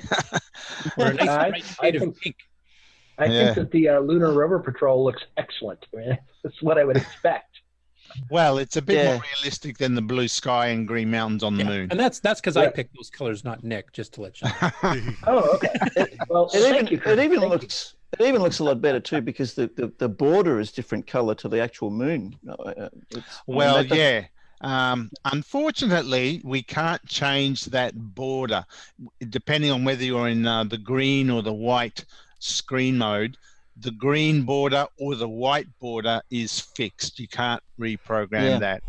I don't know. Is the Gimme X actually doing a change on that? Or are we going to be allowed to change the VDG mode border colors? Because that'd be kind of nice if that was on there too. But I have no idea if it is. Yeah, you can on the Coco VGA. So I don't see why why Ed wouldn't write that into the Gimme X. Well, that'd be nice. Then in the Coco VGA version of this, then it could actually fix the border color to. Yeah, well then you can make it black so you don't see a bright border all the time. Yeah, you can do that on the VGA. That's one of the things I really like about it. As you can see in the background on mine, that's normally a green border screen, and I've got a black border running on it. And then one other thing I wanted to mention too, some of the P Mode 4 artifacting games were designed as if they were P Mode 3, because basically you can treat P Mode 4 as 2 different ways. You can treat it as a 128 by 192 4 color, same as P Mode 3 is, and then you just have wider pixels, but they're always fixed colors, black, red, blue, and white. But some games also did it where they kind of combined the two. They did artifact colors plus they did the fine detail. Donkey King is a famous example of that, because he has the color for the girders is blue and the color for the ape is orange.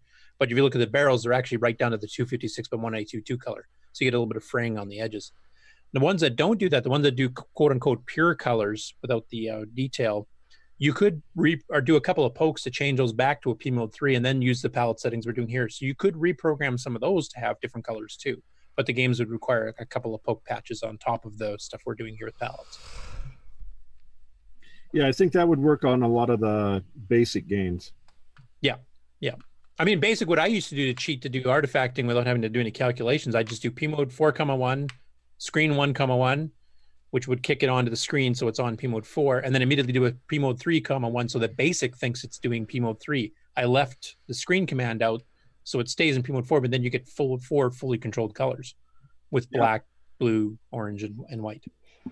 I think some of those P Mode 4 games, you could press like the clear key, like Yeah, And, Cashman and Time Ed and a few others had it, or some Steam Works games too, mainly for the European market for PAL, right? Right, and Temple of Rom was one that had that.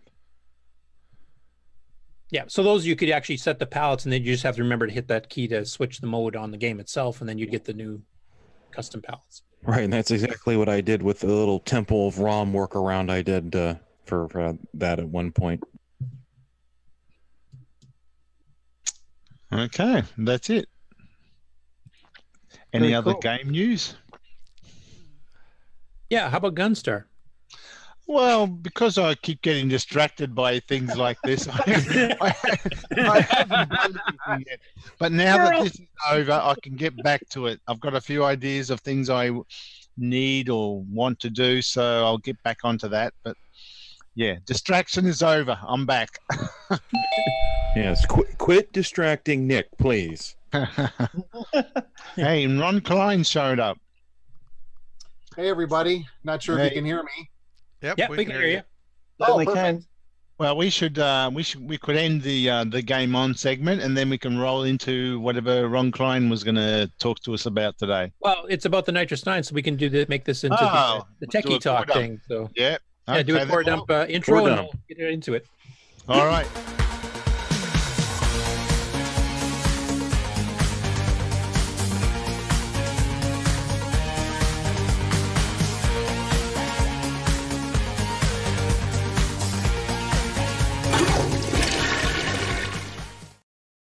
Who got the flush in there?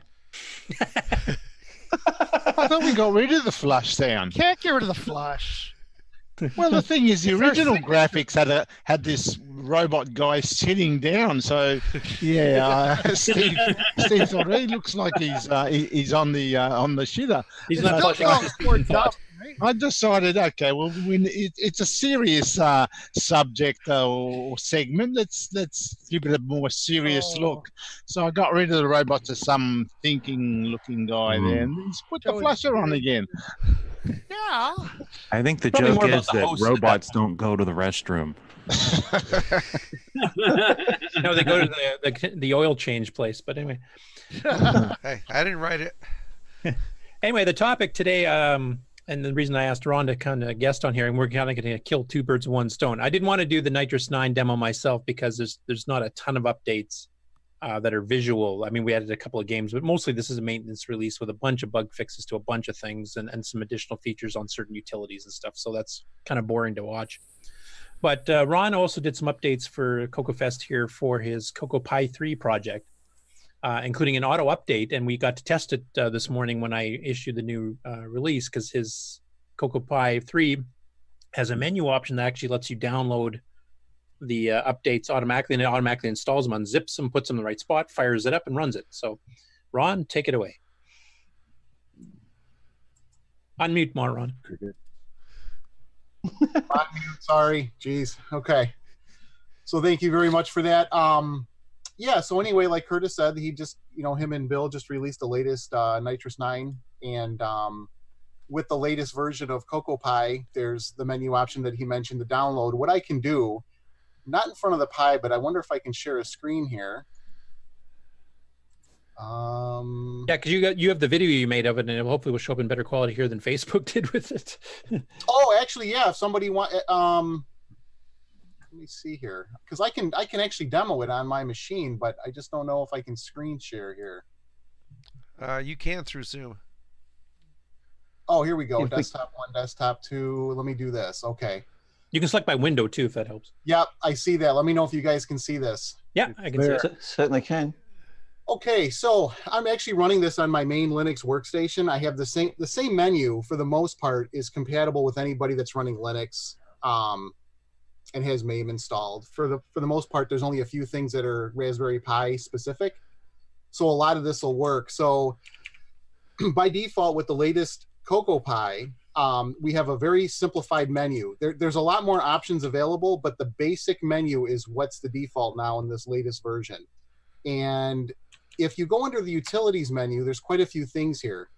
And if you work your way down, there's a lot of options. You're going to see one that says download latest Nitrous 9 ease of use image. All that a person has to do that has this latest release is take this option, It's going to let them know that it's going to download the latest release. We just got to wait a few seconds here for the download. And if you already have it, it's just going to overwrite the existing one. It kind of warns you to let you know, because some people may copy more files to their ease of use image. And it's just good to know that you don't necessarily want to overwrite it. And once it downloads, it does the unpack, which you can see. From here, it takes you back to the utilities menu. If you go back to return to main menu, and what I'm going to do is I'm going to go to the Tandy Color Computer 3 option that says HDB DOS with 6309 and Nitrous 9 ease of use beta. It's going to go now. Hold on, because it's probably not sharing that screen. I'll back out of that so you guys can see this screen. Hold on one sec here.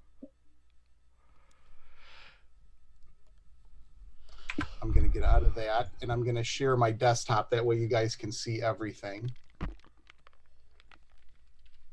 Give me one sec.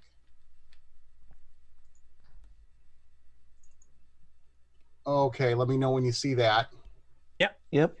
Okay, so now when I run it, you guys should hopefully see MAME come up. Certainly do. And then it goes it ahead DOS and runs automatically. DOS automatically. Yeah.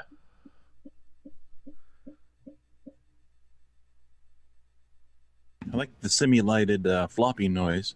Well, that's MAME. MAME's had that in there now for probably 10 releases, if not more. Did it stop making the clicking noise? Yeah, it's not right now. Oh, you mean the audio popping? Yeah. The Raspberry Pi still does that a little bit with Disk I/O, and I noticed it's really the floppy drive noise where the problem is. Regular audio doesn't seem to do it. So here's the latest ease of use, just like the other ones. You know, from here you can hit your clear key or whatever you have mapped to that, and you can bounce between the various consoles. And then, as you can see, the default in the Raspberry Pi, the Coco Pi, is a 2 meg RAM. So it's a pretty easy upgrade to go ahead and use this. Now, I haven't had a chance to run any programs or anything in it yet, but I just wanted to show people what they can do with this latest version of Coco Pi. Very, very simple to get into. And again, it's just a menu option away under the utilities. Now, the other thing too, for the people that have used the Coco Pi software previously, there's an option in here that says select default main menu, and you can see there's an advanced menu and a simple menu. If I choose the advanced menu, when I go back to the main menu, you're going to see some of the other ones. You're going to see the XROAR menu show up. You're going to see that there's a lot more options under the Coco 2 and Coco 3 menus. The reason we had the simplified menu, that was actually a suggestion from Mike Rowan, who has been doing some testing with it as well. And he felt that maybe overwhelming people right away with a lot of options might be a little much. So we simplified things where you can get into most features of Color Computer 2 and 3 emulation with a simplified menu. So anyone can toggle that option on or off if they want. Under utilities, though, you're going to see there's a lot of stuff here. I didn't necessarily want to turn this into a Coco Pi 3 demo, but the default now is Pi DriveWire for folks that are DriveWire fans. That is the default daemon, but your original Java DriveWire is still there. William Estelle's L-Wire is there. The new Pi DriveWire has support for the MCX 128 cartridge for those MC10 folks, but the EMC, the stock EMC server is still there too. So there's a lot of options here for folks that are that like using that type of application. TCP Sir, this isn't a fork of Jim Brain's, basically a modem emulator. This actually can work with the MAME emulation and even the XWAR emulator for doing telnet-based BBSing if you're not using something like Pi DriveWire. But there's a lot of stuff in here. I plan on having a demo of this, or at least talk about it at CoCoFEST. There's going to be some seminars on Friday evening, I believe. And I'll be speaking. I'm not exactly sure on the time just yet. I think some of the speaking events are I'm sorry, it's not CoCoFEST, it'd be Tandy Assembly. I'll be doing some stuff there, but I'm also going to have the Coco Pie at CoCoFEST here next weekend. And for folks that are interested in seeing some of the features, or if they have questions, or if they bring an SD card to the show, I'd be happy to make a current copy of the image for them. Cool. And I also like the fact that you actually took a Coco Pi 3 to actually add its own ease of use, like the simplified menu. So we're kind of in sync there with the ease of use thing, making it easier for people to. Yeah, I wanted it to be. In fact, let me go back to. Oops. Oh yeah, here's where you can pick the different XWAR emulators. Let me go back and pick simplified menu. Now when I go back, there we go. And then there's the kiosk mode, which is kind of nice. That at the show, I'll probably have this on. This actually cycles through a lot of the color computer cartridges and things. It basically has a 2-minute delay in between switching cartridges. It's kind of a neat little thing for people that maybe go to a show and they want to just have a rolling demo of programs running on the on the Coco Pi as people walk by, things like that. So, how big of an SD card do you need for the image? I actually have it fitting in a 16 gig image. Because I've reduced some of the programs that are on there. In the previous versions, I had, the whole Ultimate SDC archive on there. But a lot of that stuff people can add themselves. It's very simple to do, to copy files to it. There's Windows file sharing on it. There's a default share if people have it on a network to copy stuff to. You can plug USB devices, storage devices into a Raspberry Pi, and you can copy files from there. So I tried to eliminate some of those things to shrink the image up. And when you do that, a 16 gig image, you compress it down. I think it's about a 4 or 5 gig download, which is still substantial for people, but it's about the best I can with everything, all the development tools and everything that's on there. From there, though, I recommend probably a 32 gig would be the smallest I would go, just to leave yourself enough space. I have a 64 gig. I mean, SD card prices have come way down. So yeah, so 16 gig would be the minimum.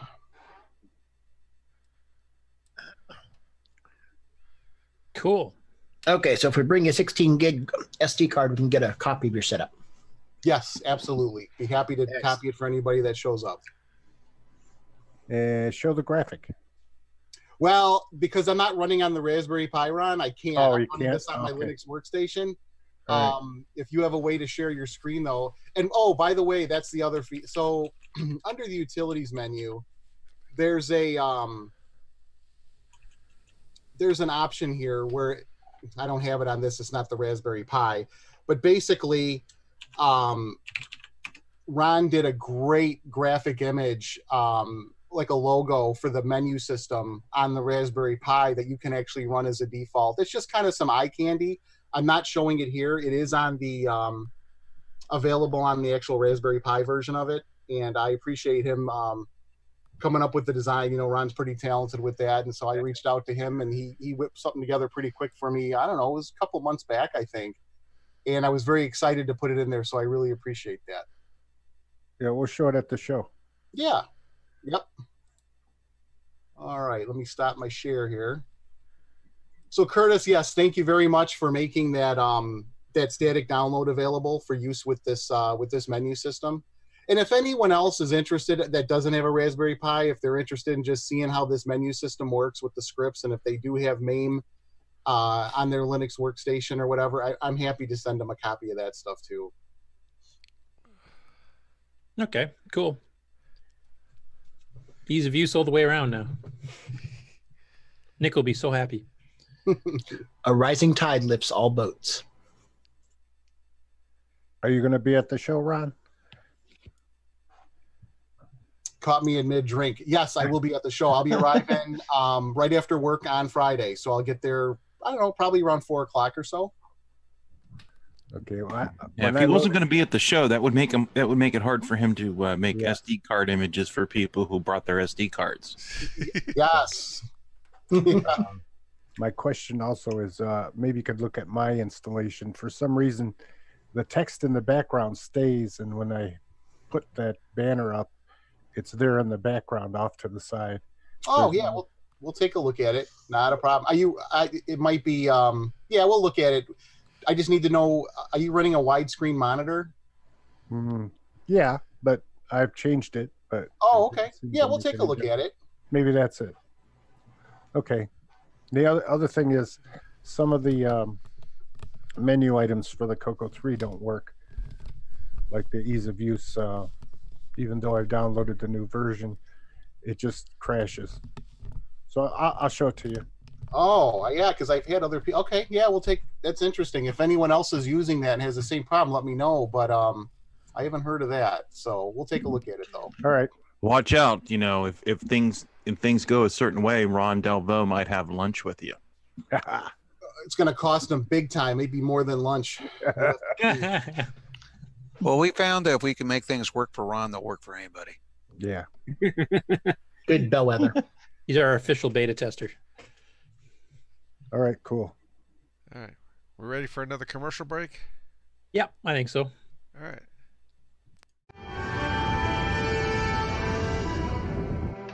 The reading's growing stronger, Captain. Coming from a star system directly ahead.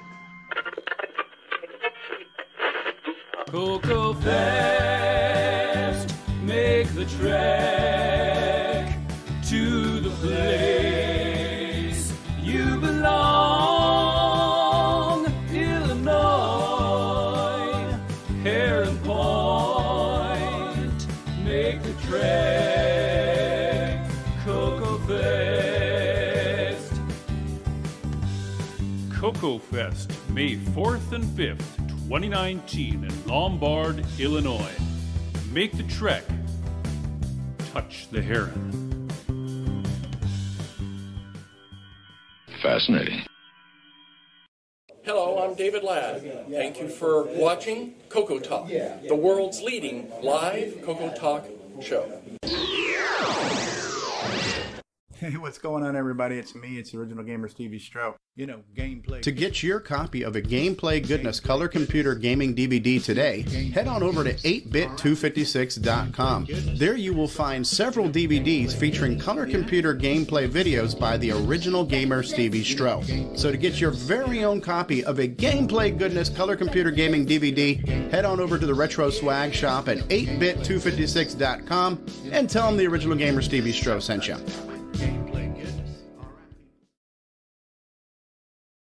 It's a Radio Shack Merry Christmas. This year, I needed to give a real family pleaser. Honey, please help me with this budget. How about a new game, Dad? Please. And I found it. Radio Shack's Color Computer 2. On sale for just $99.95. It entertains, educates, manages, it's expandable, and affordable. Now that really pleases me. The Color Computer 2. Sale priced for Christmas. Only at Radio Shack. We now return you to CoCoTALK. All right. Now, do Stevie's gameplay DVDs? Do they show any levels beyond level 1? Not that I've seen. No, that's what Only so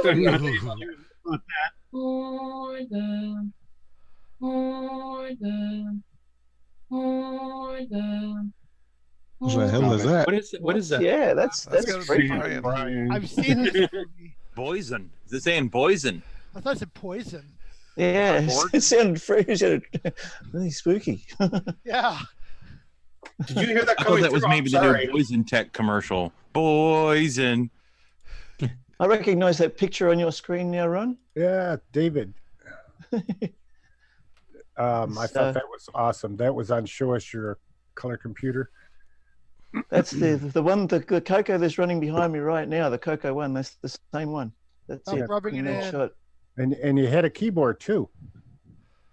Oh yep. That was my first. Well, it wasn't really a synthesizer; it was an organ, but it was it was my first musical instrument with black and white notes on it. Yeah, sorry it doesn't show up well, but it's pretty cool. I thought. So what's the next segment? What's the topic? It's I you. have no idea. I've run out of my segments that I had ready. So, Steve, you had a topic. I have a Let's look at Steve the Glen site. We do have actually, Steve. We do have your discussion topic that came up on Facebook though about doing original games versus doing ports of games and transcodes, etc. So did you want to take away on that one and just kind of explain what the question was, and then we'll get into discussion? Sure. This is more or less for people to chime in with their opinions on this. But one thing I've noticed is a lot of people are saying, gee, I want this game that plays on this computer on my computer. It wouldn't be neat to see this or that, or like a lot of the talks were like, for example, the Mario Brothers game that was put on the Commodore 64 that got pulled and like that. But the thing is, if I'm sitting at home in front of my emulators or my computers, I can just play the game there. Why do I need to see a version of that on the Coco? Now, a little background on it, back in the old days when Coco games were first coming out, we did have arcade translations show up on the home computer. And the reason for that is people want to play the game convenience of their own home.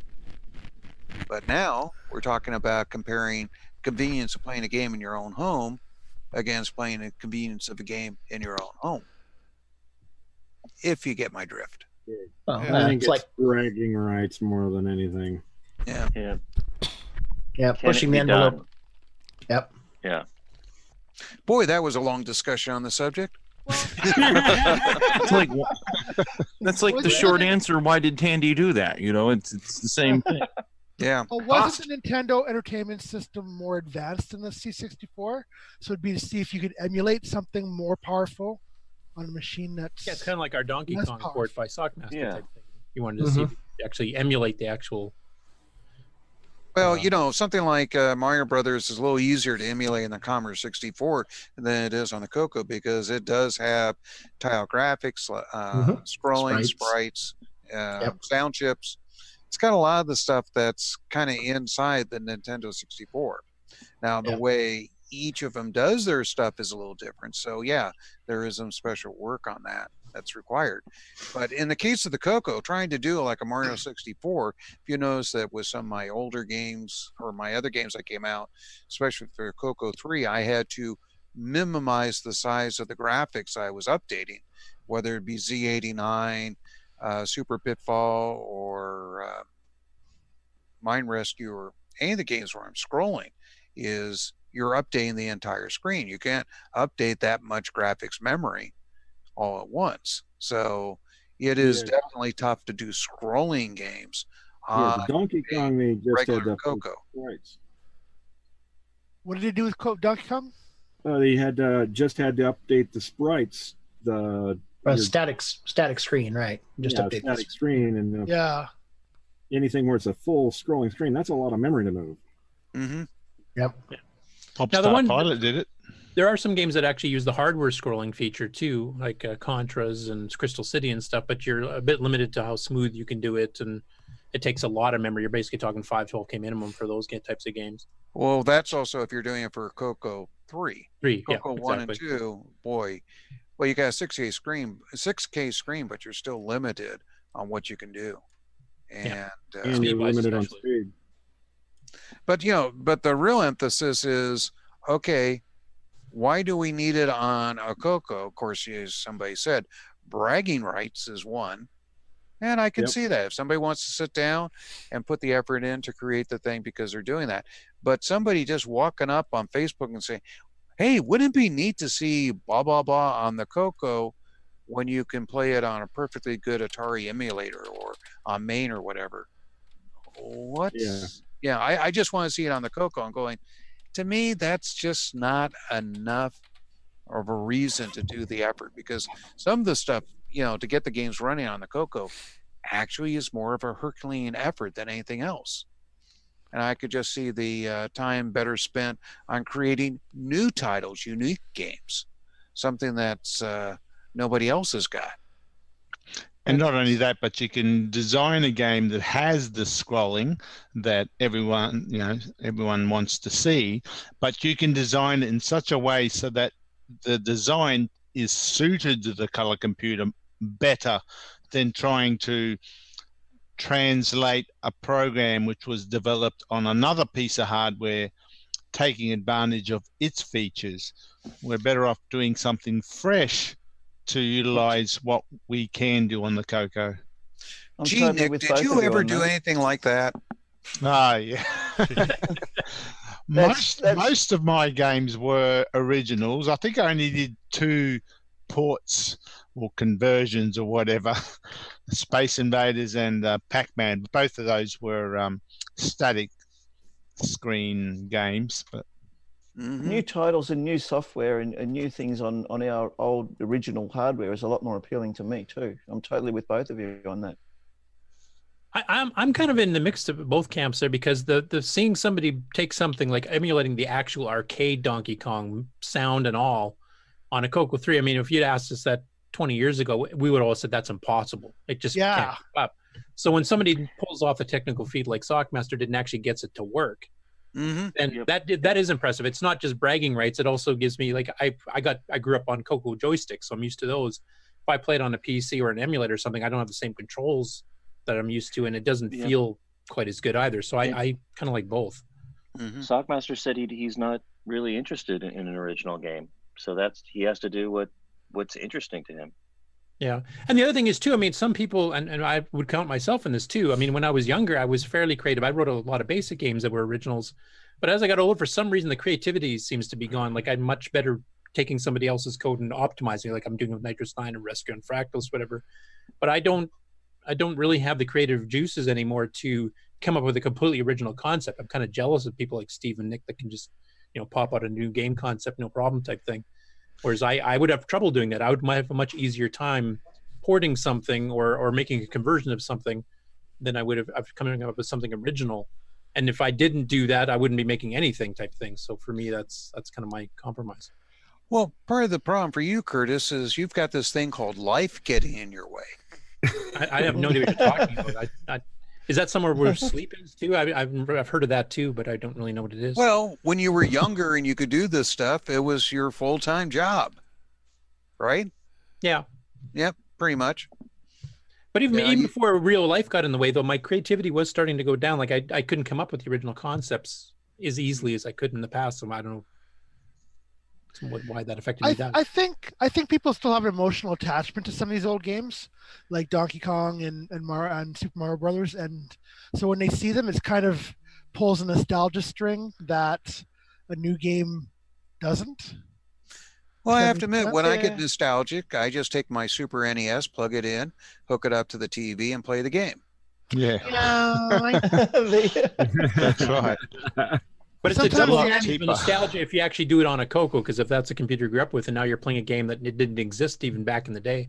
I mean, this is another thing too. I think back in the day, it was much more important to get the ports, because to sell these machines, you needed to have clones of games that were on other systems that were really popular, or clones from the arcades. Otherwise, you couldn't sell it. If you had a bunch of really odd titles that nobody ever heard of, they wouldn't have bought the machine. They said, there's no Space Invaders on a Coco. I'm going to go off and get a Commodore 64, Atari 400 or whatever. Well, they might be excellent games, but nobody knows about them. Yeah, well, back in the day too, Tandy, wanted these, like Rampage on the Coco. Why? Because parents came in the store because they were buying software so their kids wouldn't want to go to the arcade and play the arcade game. They'd rather have them at home. Of course. But Steve, I think the problem is that that's in the Coco 3 era. In the Coco 1 and 2 era, Tandy licensed, 4 titles? So they weren't really pushing that. They wanted clones too, Slay the Nearest instead of Centipede, and instead of Space Invaders, because they didn't want to pay the licensing fees. Exactly. That was the thing, is Tandy wanted to make the whole kit caboodle.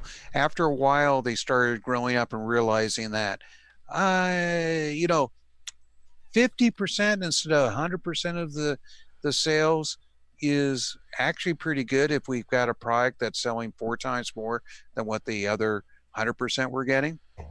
They started to realize that. Less of a bigger pie. Yeah.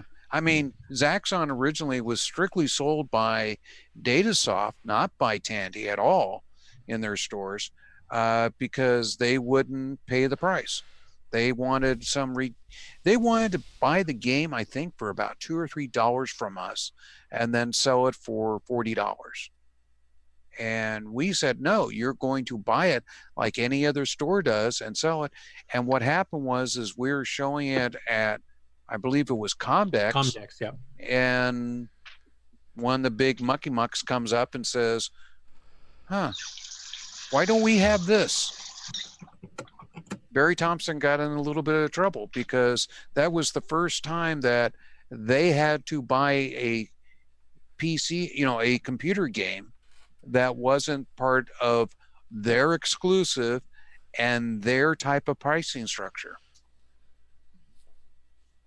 which actually opened the door for other companies to come in after that. Yeah. I mean, I'll be the first to admit there are some original games on the Coco that didn't appear anywhere else that are actually some of my favorite games of all time, and I would include Dungeons of Daggerath. Yeah, Dungeons of Daggerath and Grabber on the Coco 1 and 2, for example, and Photon on the Coco 3, for example, are three titles that are some of my favorite games ever on any platform. So I do appreciate the original, but I'm not capable of writing something like that myself. So my personal opinion is that both apply. It's great to have original stuff that you can go. Only the Coco plays this. I mean, obviously, an emulator means you can play it on pretty well any modern machine. But I also like the fact that if you're pushing the Coco hardware to the limits and you're showing a game that was thought to be impossible back in the day, but you're able to pull it off nowadays because everybody has learned new programming techniques, et cetera, then that's just as plausible and just as incredible and enticing to me. Yeah, but just to port a game over the Coco just shouldn't be done because, I just like to see it on the Coco. No, I think it has to be like the technical challenge, like mentioning the Stockmaster wanted to see, can you pull off a sprite engine that's duplicating the real hardware, transcoding, Z80 directly over to 6809 and the sound chip. Yeah, he did an incredible job with that. And of course, I don't know how many months, years he spent on the project. No idea. Though Donkey Kong Remix came out rather quickly after, but that was just a modification of the existing code. And he's actually put it into arcade. So actually we have a Coco one that went to the arcade afterwards, which I don't think too many other machines can claim. Mm-hmm. The challenge thing is a big thing for me too. As far as writing software is concerned, limiting yourself to nostalgic gear, like for me, it's the Coco one is the ultimate nostalgia for me because it's the one I learned assembly language and whatnot on. And setting a challenge to do new things that are useful today on the old hardware is something that I find very appealing. Mm-hmm. Another place where you may want to do a simple game translation from, say, arcade or another system is also when you're putting out software that's supposed to be educational in nature. In other words, it gives a person an idea of what they're going to have before they actually start playing around with the code from the lesson. So those also a good application for that too. Yeah. Yeah, you're not totally working the entire design from scratch and stuff like that. Mm-hmm. You have one less issue to cloud the person's mind as you're going through and trying to teach them on the subject. Yeah, and then another thing kind of along the same lines is that you may be capable of coming up with the original concept for a game, but say you're not an artist or you're not a musician, like coming up with your own music to play in the game, even just as an intro, or coming up with the graphics so they look good. Sometimes that's something you're just not capable of doing. So if you're doing a port of existing game, you have some base graphics. You might have to translate them somewhat to fit on the Coco, but you don't have to worry about that creative process on top of it because not all of us are artists and not all of us are musicians. And you've mentioned yourself, Steve, many times that you hired people to actually specifically do the graphics and the music and stuff because you were the programmer, the originator of the game concept, but not the artist. Yeah, I was game designer and programmer, but still, the thing is, don't have to work in a vacuum. You can get people together and each person brings their talents, pulls them in, and creates something fantastic. I don't know if this ties into what Curtis just said, but when you're doing a game like Donkey Kong or Mario, it gives the end user a baseline on which to what to compare, like what to look for when they're playing the game. And they say, "Oh yeah, this is doing this the same as this game. This is a really cool technical feat," as opposed to an original game where you don't have that sort of comparison that you're doing, which is like I don't know if I'm explaining myself, but it gives the end user sort of a technical basis of comparison to see what's being done on the Coco. It could be used. The concept could be used for an original game. Nick is what you're saying. Yeah, but you have this frame of reference that it's doing what this game was able to do. That's really cool. And you create an original game that has features that are familiar, like whether it's a scrolling effect, wow, this is a good game and it's got scrolling that's just like Mario, you can compare them that way. Yeah. But still be an original game. Or like background digitized music or parallax scrolling. Yeah. Yeah, if you look at a lot of the Coco so-called clones of arcade games, a lot of those were actually similar, but they had a lot of original content. Like back when I played Pitfall 2 and I wanted a Nintendo and didn't have one, I was kind of like, wow, this is a lot like, this is really good. This is awesome. So, I don't know. Well, I had a question for Steve related to programming, because there was Roger Taylor was having difficulty getting sound to work from your games on his projects, and then he figured it out. But what did you do with Coco 3 sound that was different, I guess, than other games? Nothing. Oh. Well, that put an end to that quick, Smart. Well, no. Okay, let's put it this way. Coco 3 has a programmable timer. Programmable timer allows you to stop what you're doing at a predetermined time, which was for me about 6,000 times a second. It would stop what the Coco's doing, and I would change the sound port, which is a 6-bit digital to analog converter. So I'm putting a number out there 6,000 times a second. And what you have to do, there's other things that use that sound port, such as the joysticks. To read the joystick, you have to change that same number. But if you change it and you don't turn off the sound going out of the system, you will get a click or noise. The problem is these emulators don't understand the fact that when you turn off the sound port, you also have to have it where the level of that was sitting there on the audio port will hang there because they have a capacitor. So when you shut off the audio, the same where you are in the sound, as far as going up and down, will hang there for just a moment. And then you read the joystick, you turn and you put back the original number it was there, and then you turn the sound back on. Well, as I said, the emulators don't emulate that part of the hardware correctly, and you get a nice little buzz. Now, I read the joysticks on the 60 hertz interrupt, so you get a nice 60 hertz click in the audio. So these emulators need to be updated to take advantage of that. Mm-hmm. Well, Roger Taylor figured out how to do it. Yeah, not everybody knows how to do it. It's just in the case of the Coco 3, we're doing more with the audio than we did with the Coco 1 and 2, but it did exist in the original emulators of the Coco 1 and 2. Yeah, and they Rogers fixed that. Since Rogers is FPGA, so it's kind of hardware, he probably had to make it hold over the value that's being output. Exactly. When you turn off the audio, you have to slowly change what's on there because there's a capacitor that's draining. And yeah, basically got to emulate a low-pass filter on it. You got it. You got it. So that's the reason when you work on this stuff. You got to be both a hardware and software engineer. So will MAME ever be able to have that fixed?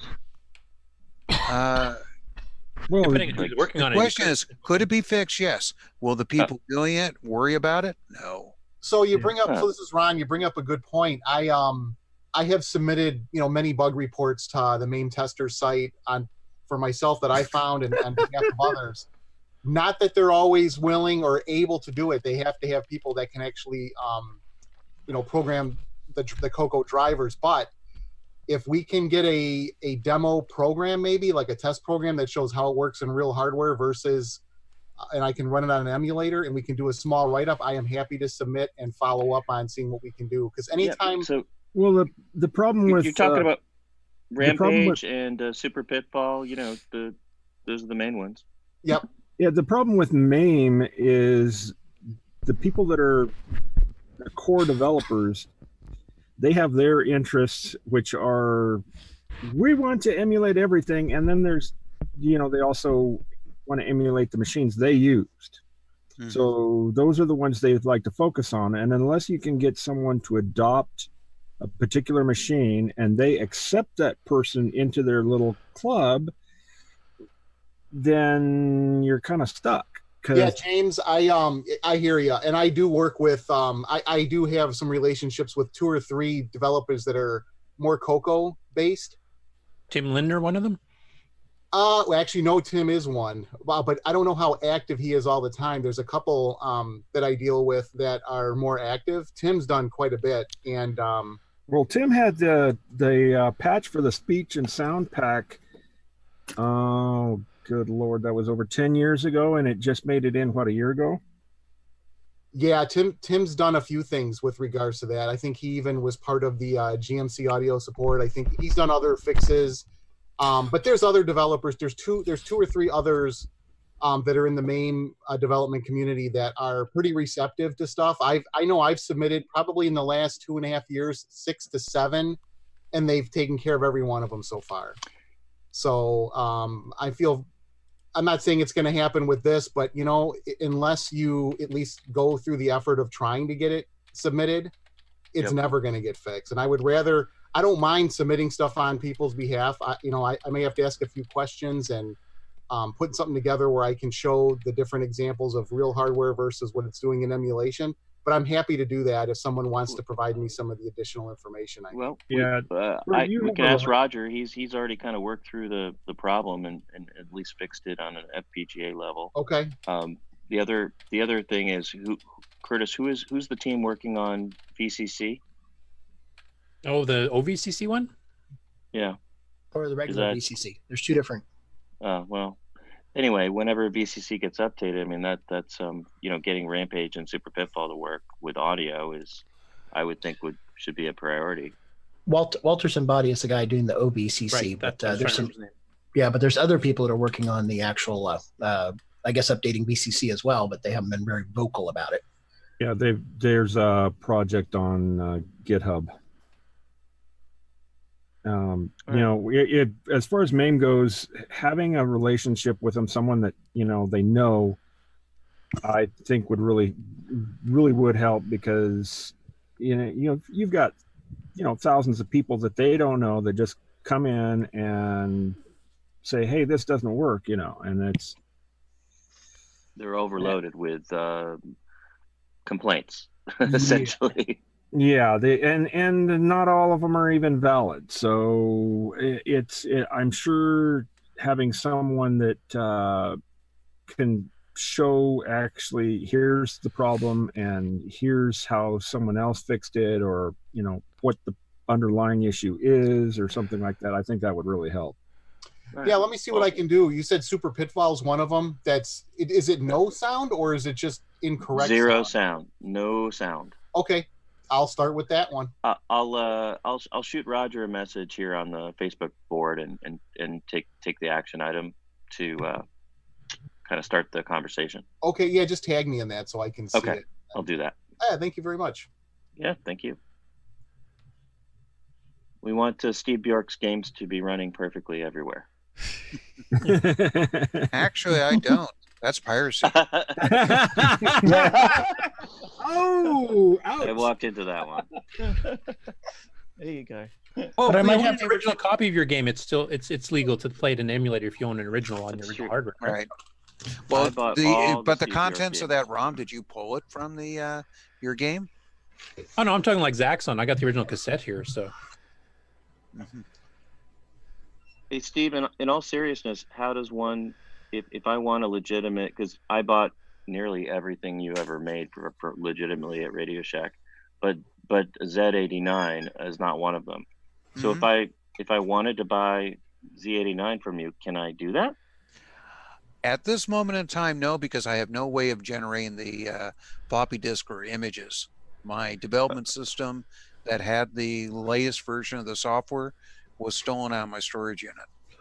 Okay. So I'm trying to recreate it from a floppy disk backup, and let's just say that a 30-year-old disk is a little tough to read. Well, keep us posted. Earlier in the show, I mentioned this, and we're going to get some testers, but I believe the copy that's available, let's put it that way, after you play it through your 6 guys and you go back to replay it, you automatically crash into the front wall, and I feel like that's something a little treat that you put in there. No? Well, let's just put it this way. My copy protections have always been known as multi-levels. You fix one thing, and there's another thing that will creep into the software later. Well, I would love. I kind of learned with the original Zaxxon to make it more difficult to get around the copy protection, because rather than going out there and buying the game, they would sit there and they would spend tens of hours or 100 hours or whatever trying to crack the game. Just buy the frickin' thing. Go, use the time. Go mow a few lawns. You made it personal. Made it personal. Get a girlfriend. It's something. Rights. No, you couldn't Ron? get a girlfriend thing, because then you'd really be low on cash. So yeah, exactly. That's true. And you have to buy the games. Ron Klein? Really bad things that would happen if you tried to crack one of his games. Like if you cracked one of his games, Stevie would all of a sudden be able to go past level 2.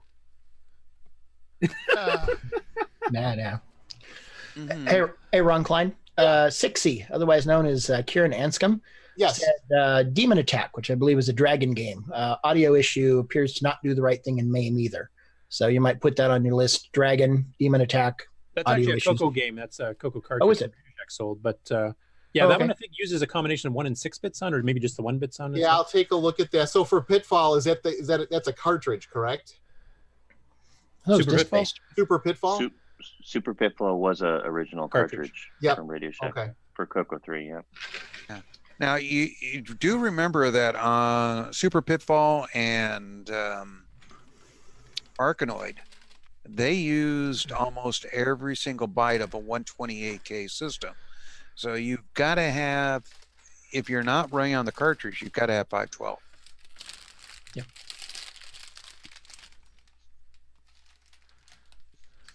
I remember people sitting there spinning their wheels trying to come up with a version of those things that worked on a 128K system.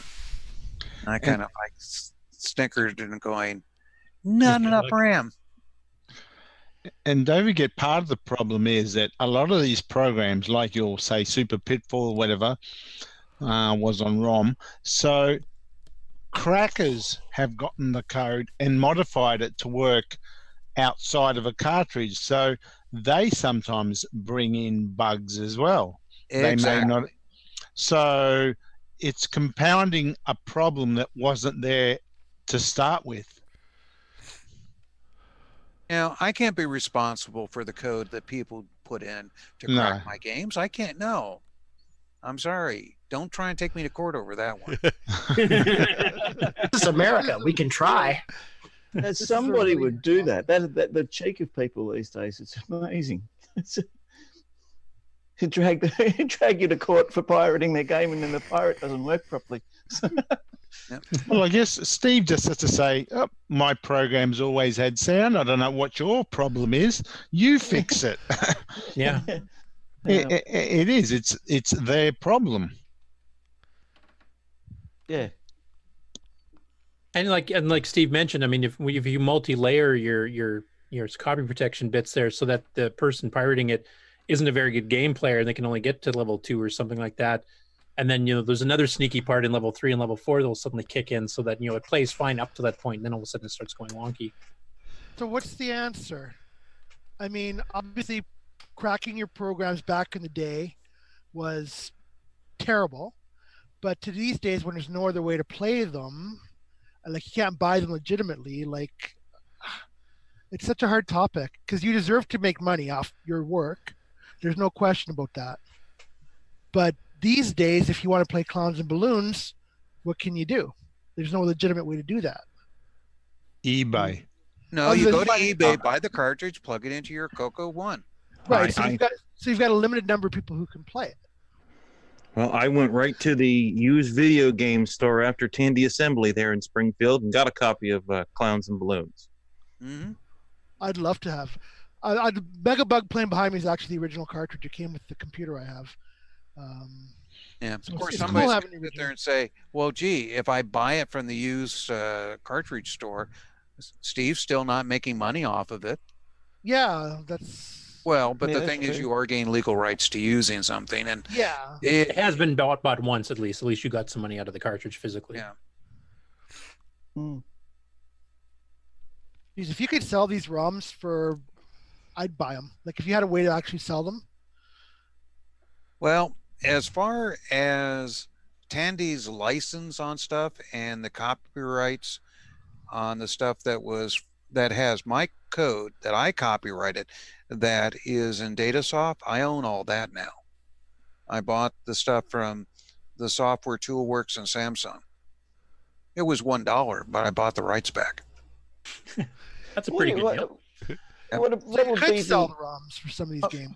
Well, both companies, what I if- went to them and I explained to them that, you know, you guys have either this license or you got this copyright, and because there's also my copyrights in there, you have to enforce the copyright. And when the lawyers started realizing they're going to have to spend money on it, and I could buy the rights back so they're no longer liable for that, and was going to cost them $1, they thought that was a great deal. Well, would you Yeah. consider? You save them a lot of lawyer fees.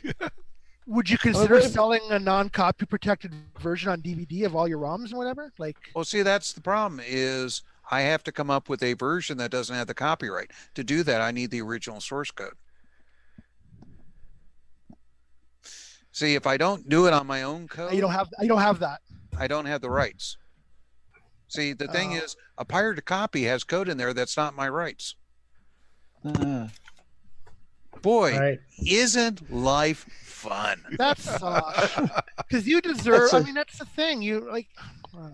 That really sucks. I mean, it'd be great if you'd be able to just, obviously you're going to agree with this too, because it'll mean you make money. But I mean, to put your original code up on a website that you had, sell it, and then people that legitimately want to do it and support you can buy a copy of it. That would be wonderful.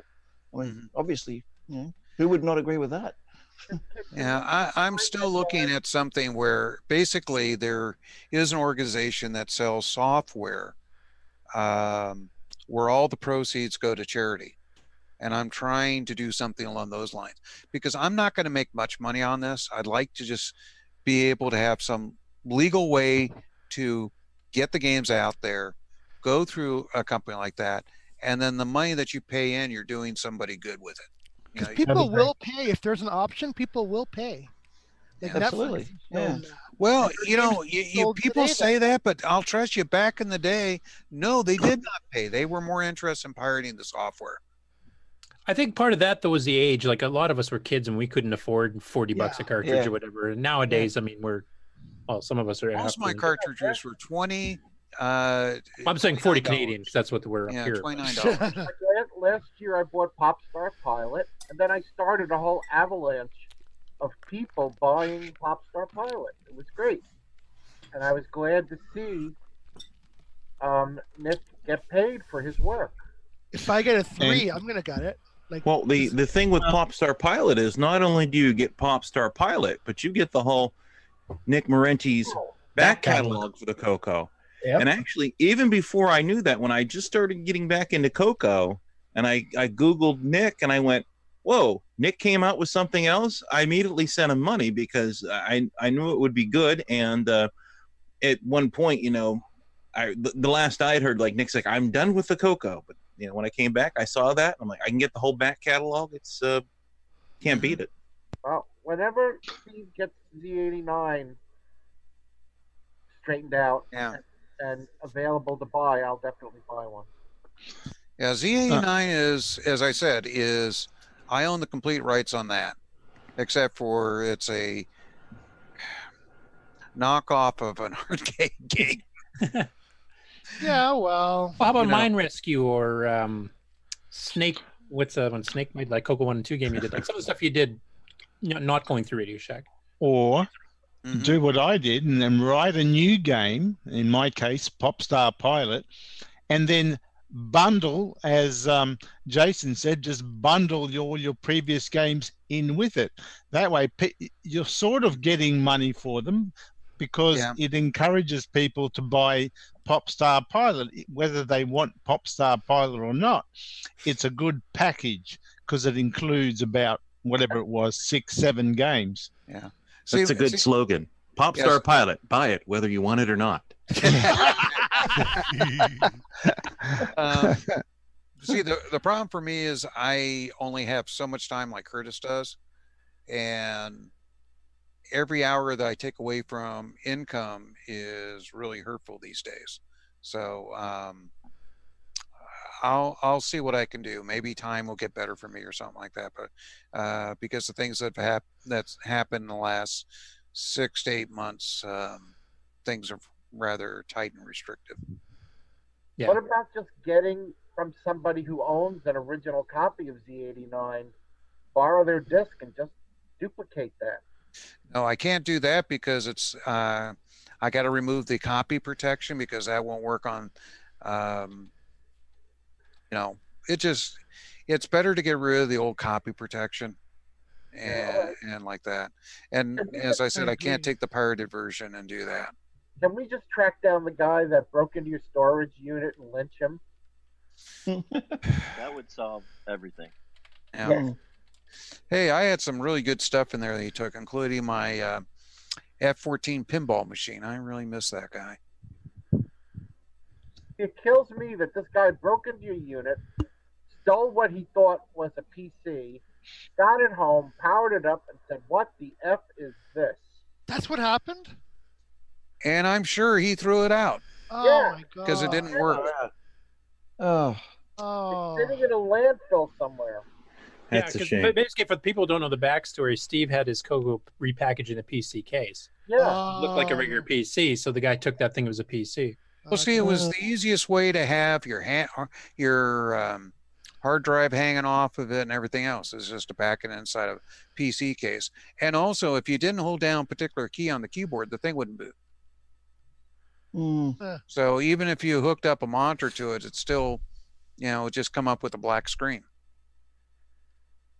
Wow, this is the way that was how I got my Model 1 back when it was stolen twice.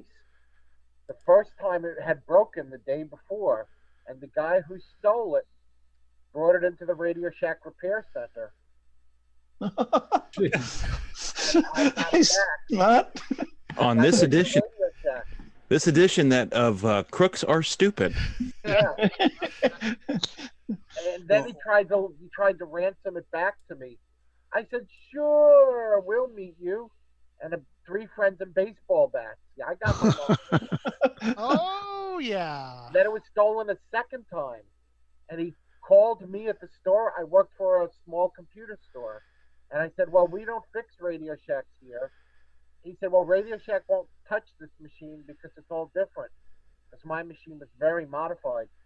And I said, "Well, call my friend Morty." And then I get a call 2 days later. Morty says, "Al, this is your computer this guy brought in." And I said, "Well, call the cops and have them come pick it up." And then the guy at the police station, he's like, "Well, are you going to pay me back the money I paid to buy this?" I'm like, "No." Property. Well, there's an easy solution for that. All my equipment here, if it's not on my home network, it starts calling home. Yeah, that's good. Another thing too that we can do these days that wasn't available back then is GPS trackers. Put them in all your valuable equipment. If someone takes it, you can track it where it's gone. I'm actually going to do that very shortly with all my synth gear in the background here. I'm going to put GPS trackers in it. Sure. Some of that gear is highly collectible stuff, and it's very difficult to find. So that's not just a monetary replacement; it's the rarity of the stuff. Next door to you, Nick. Hey Nick, where'd you get all the synth gear from? All that pilot money that were lying around. I thought he was buying Lamborghinis or something with that. Hey, that's my pop star, Jason. You stole it. You sent it to me. Oh, Jason, hey, you know what? My likeness is contained in here. You know, there's some 20-year-old footage that I'm in here. Is actually royalties on that. Well, circling back to the original point of the discussion, did we talk that out, I guess? I think so. There's definitely a mixed viewpoint on original versus clones, but I think they're all legitimate. It's just that people have different preferences or levels of skill, levels of ability for doing creative stuff versus. On the Commodore 64, we started off this discussion about that port of Super Mario Brothers. Right. Well, but someone else did a game called Great Gianna Sisters that is a platform game like Super Mario Brothers, but had different graphics. Mm-hmm. I guess Nintendo let that go, right? Yeah. I guess my opinion on the thing is really, if you're doing it for your own personal reasons, as a challenge and like that, I can definitely see it. But just because you saw a game on another system, don't go on Facebook and say, hey, it'd be really great to have this on the Coco. If you're not willing to do the work yourself. Can't argue with that. Yeah, giving people stuff to do. Steve, I've got an idea for you. No, I don't. I'm not rattling your chain, man. Well, you can always say, yeah, I'll do it, as long as you pay me the same amount of money that the original authors got paid as well. Yeah. Oh, there you go. 10 grand in advance, Nick. We'll make whatever game you want. There you go. For 10 grand, yeah, I'll do it. Hey, Tandy, they paid me advance and royalties to get me to do games, so. We need an official Nick Marotta ukulele emulator on the Coco. Yeah, how about Ukulele Hero? I don't know if you can pay me enough for that. I'm just kidding. We have now degenerated to the lowest level. You're welcome, Steve. Ukulele talk. You're welcome, Steve. This episode of CoCoTALK brought to you by $5 ukuleles. It could be worse. It could be MC10s. Yeah, I was just about to say we could be talking about porting Z89. No, I paid more for the ukulele than I did my MC10. David, you're here today. Defend me. I'm trying to think of something. Yeah, the only use for a $5 ukulele is hitting it over somebody's head. $5 one, yes, definitely. There's James trained again. I just heard too. Yeah, I have a funny feeling you could be a little more than $5 worth, Nick. Yes. Certainly sounds like it's worth more than $5. There you go. It sounds like it's $5. It sounds like it's worth way more than $5 to me. Anyway, I think we've beaten this topic completely to death and remembered it in the whole bit. So I think we should have a commercial break, and then we should go over the fest. We should pull up the before we go to commercial, just in terms, since we're on the subject of Super Mario, how do we encourage the gentleman who created that P-Mode 3 game, where it's very Super Mario-like, where you, I forgot the name of it. I think we Steve Bamford? No. No, he's talking about Flag and Bird. Yeah, something like that. No, not Flag and Bird. It had a Japanese name. Whatever the heck it's called. Yeah, that game with Japanese name, and it very much has the same motion as Super Mario Brothers. Yeah, and he's using the Game Master cartridge for the music, right? Yeah, we haven't heard anything about that in a while.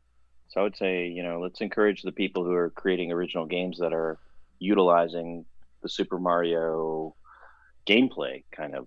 Yeah, I suspect it's the same thing as it's hit Steve and me. It's the real life thing. That's the thing. These are hobbies at this point. You're not going to make a living off Coco stuff, so you have to sneak your time in when you're able.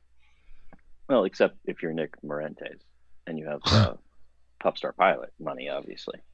Yeah, you buy 2 Ferraris. You need to pay for that Ferrari. Well, Nick's got a very understanding family. Well, I got, but not for much longer. I know you guys are going to go to commercial break and you're going to talk about CoCoFEST. I need to step away, but I just wanted to say I'll see everybody at CoCoFEST next weekend who's going. So okay, have a good time, man. Okay. Yep. See you guys here. See you there. See ya. Oh, I'll see you from afar. Hi there, this is Mark Overholzer, and you're watching CoCoTALK, the world's leading weekly talk show where you can join in. Hey, come watch us and see what's happening in the world of Coco. CoCoTALK is brought to you in part by Placeblex Dietary Supplement. Placeblex, We think it works, so will you. What's going on, everybody? Stevie Stroh, and I want to say thank you for continuing to watch and listen to CoCoTALK. We love doing this show. We think we put together a pretty good show for you, but this show could be better with your help. So if you would like to send a feedback, a comment, a suggestion, a show topic, or maybe even your own little segment or bumper, then send it to us via email to cocotalk@cocotalk.live. This show would be nothing without you. Love to hear from you. Coco de c'est le coq champignon, des micros et dans le pion. Pour le jeu, il est pas batable, les études, c'est pas bizarre. L'expansion, il a ça, les commandes, tu vas voir ça. Notre Coco est contrôlable, pour tes cours, c'est bien serviable. Coco de Radio Chaton, la belle est dans le sac. Un ordinateur couleur qui a de la personnalité. Le Coco 2 de Radio Shack. En solde pour Noël à partir de 149,95. Coco de Radio Chaton, la belle est dans le sac. C'est toi et Coco 2. We now return you to CoCoTALK.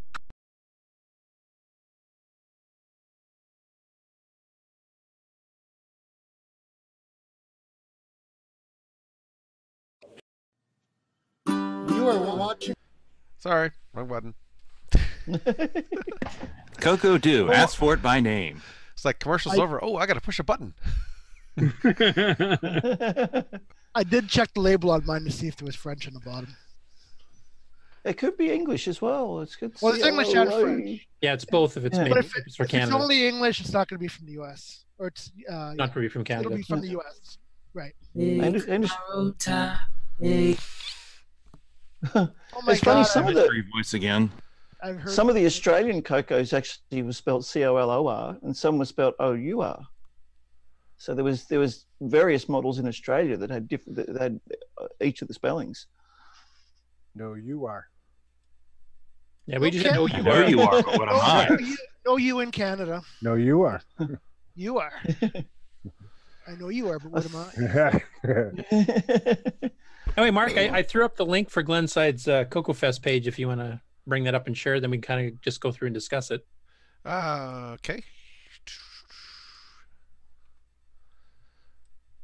And there's a little sidebars for attending events, vendors, that kind of thing. So, all right, everyone see that then?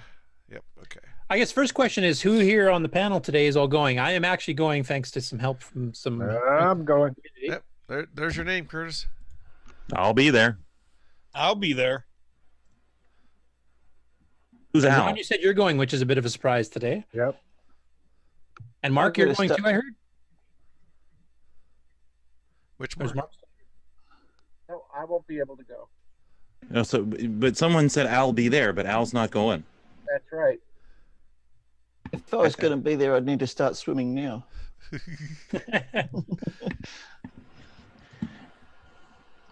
So do we know how many people we've got on that list? 75 so far. So that's pretty good. Hopefully we'll get some last minute people in there too. Yeah, I did contact Glenside and got them to make the appropriate corrections because there was some information that wasn't correct regarding myself and my brother. Yeah, they said you were staying home and he was going or something, wasn't it? Right, and they had it backwards, yeah, but it should be all fixed now. That could just be biased as to who they want to see show up, I don't know. I think what happened was my Tandy List account had my address and all my other information, but had his name on it. You say you're going now, Curtis? Yeah, I got some help from some people in the Coco community that tipped me over the financial threshold I needed. So good stuff. That's great. And looks like Tim Franklin says he'll be there. Cool. Yep. Is he on the list or? Jason is going, and he'll be autographing copies of Star Pilot. Yeah, I just noticed. I've been looking at it the whole episode, but episode number 105, Countdown to CoCoFEST. 15 hours, 44 minutes, 18 minutes, counting up. Oh, that's the time. That's not the actual count. That's the clock. I know. It's a real-time clock, but I can't believe it's not a real-time clock. I can't get an answer as to whether or not Ron Klein's going to be there. No, Ron said he's going to be there. He's going to be making the copies of stuff. So Yep, Ron, I'll Otherwise, be that would be one heck of a feat. there. Yeah, there's I will Ron. be there. there's two Rons going for sure. Yeah. CoCoFEST 2019, now with more Rons. Yeah. Yeah. More Ron. I don't think we. Yeah, here we go. I don't think we need that. The other one's John Strong. Now, question for the people on the panel here: is anybody here that's going? Is it the first time for any of us? I mean, obviously, I've been to quite a few, but and Ron DeVoe, this is your third if you include Rainbow Fest, right? That's correct. Yes. Second time ever. Yeah, this will be my second time ever, not counting PenFest 99 and 2000. Anybody else first time or? I'm not going to be going this year. Oh, I would really love to make it my first time. Somebody has to stream it. So there will be a show next week, right? Yeah, we'll have a show. We'll stream it. Whoever shows up, and well, that's a matter of opinion. In theory, they're going to have somebody can whoever is on the Zoom call who happens to be there can stream some of the stuff. Show us some tables. I think Stevie and I were talking about too. Like on Saturday morning, we have this thing which we started just a year or two ago, where we kind of film all the booths and all the vendors actually get a break from their own booth, so we can show each other what our projects are. Otherwise, you have to sit and babysit your booth all day, and you don't get to see anybody else or what they're doing. And I think we're going to film that, and we'll hopefully upload that to the Google Drive, so you guys can actually show that during the show. Ah, okay. So kind of give you an overview of every single vendor and what they're doing via satellite. Speaking of vendors, it looks like you've got the vendor list up. This is the event list. Our event list, okay. Yeah. So has there been any changes on that since previous? I couldn't tell you that. When is the ukulele roundtable? We canceled that because Nick's not going to be there. Oh, darn. Maybe next year. I know. I'm looking forward to the keynote with Stephen Hirsch, the guy who did Speed Racer for Computer Shack, because I've never really talked to him before, never met him before, so it'd be interesting to see what his tales from the early 80s are like. Do you have any of his stuff on your site? Well, Speed Racer is on there. Well, the page is up there. I can't remember if that has downloads or not, if I got a hold of him back in the day to get permission. And of course, Simon Jonassen's flying in from Europe, so that'll be a bit of a treat. Yes, that's the main reason I'm coming this year. He's doing a seminar on hairstyling, I think, from what I understood. So, and Pall Mall cigarettes. Yes, and let me guess: lick fingers, stick in light socket. Licking fingers, I think, was optional, but I'm not sure. So is there a media team or like even just a camera set up there which can film each of the events? Do they film the events there and then put them on like a YouTube channel or something, or is that up to each of the? Stevie did that last year, and it was a lot of work, and actually it would be only 4 or 5 people actually watching live. So I think the idea is to collect as much content as possible. So we're going to walk around and we're going to film as much as we can, and then assemble it in post. Sorry, that's what I meant. I didn't mean is someone going to be there actually doing it live for each one? Oh, okay, yeah. I think we'll all be trying to capture as much content on our phones as possible. So the CoCoTALK after the show will be great.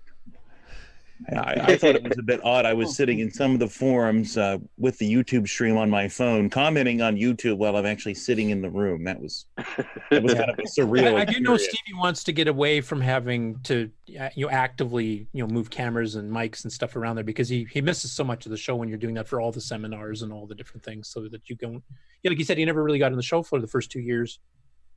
Because he was so busy filming all the seminars. And the other thing too is you get busy with the show itself. It's hard to, I should be taping this too.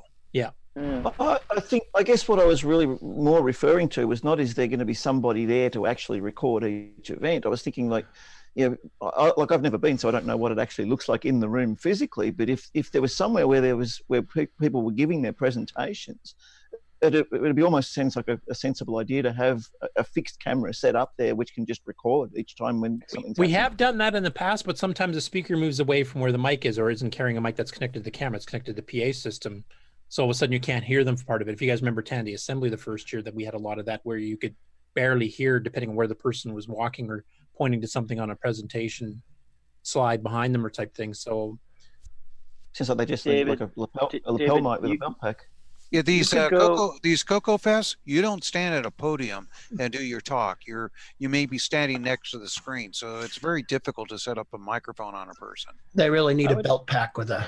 Yeah, That's Yeah. what. exactly. Yeah, that's what I said. Yeah, belt. Yeah, yeah. I would yeah, encourage helmet. you, David, if you're interested, to go and look back at the recordings from last year's show, where you can see some of the presentations, and if you haven't done that yet, I would recommend Yeah, that. no, I There were some haven't good, yet. yeah.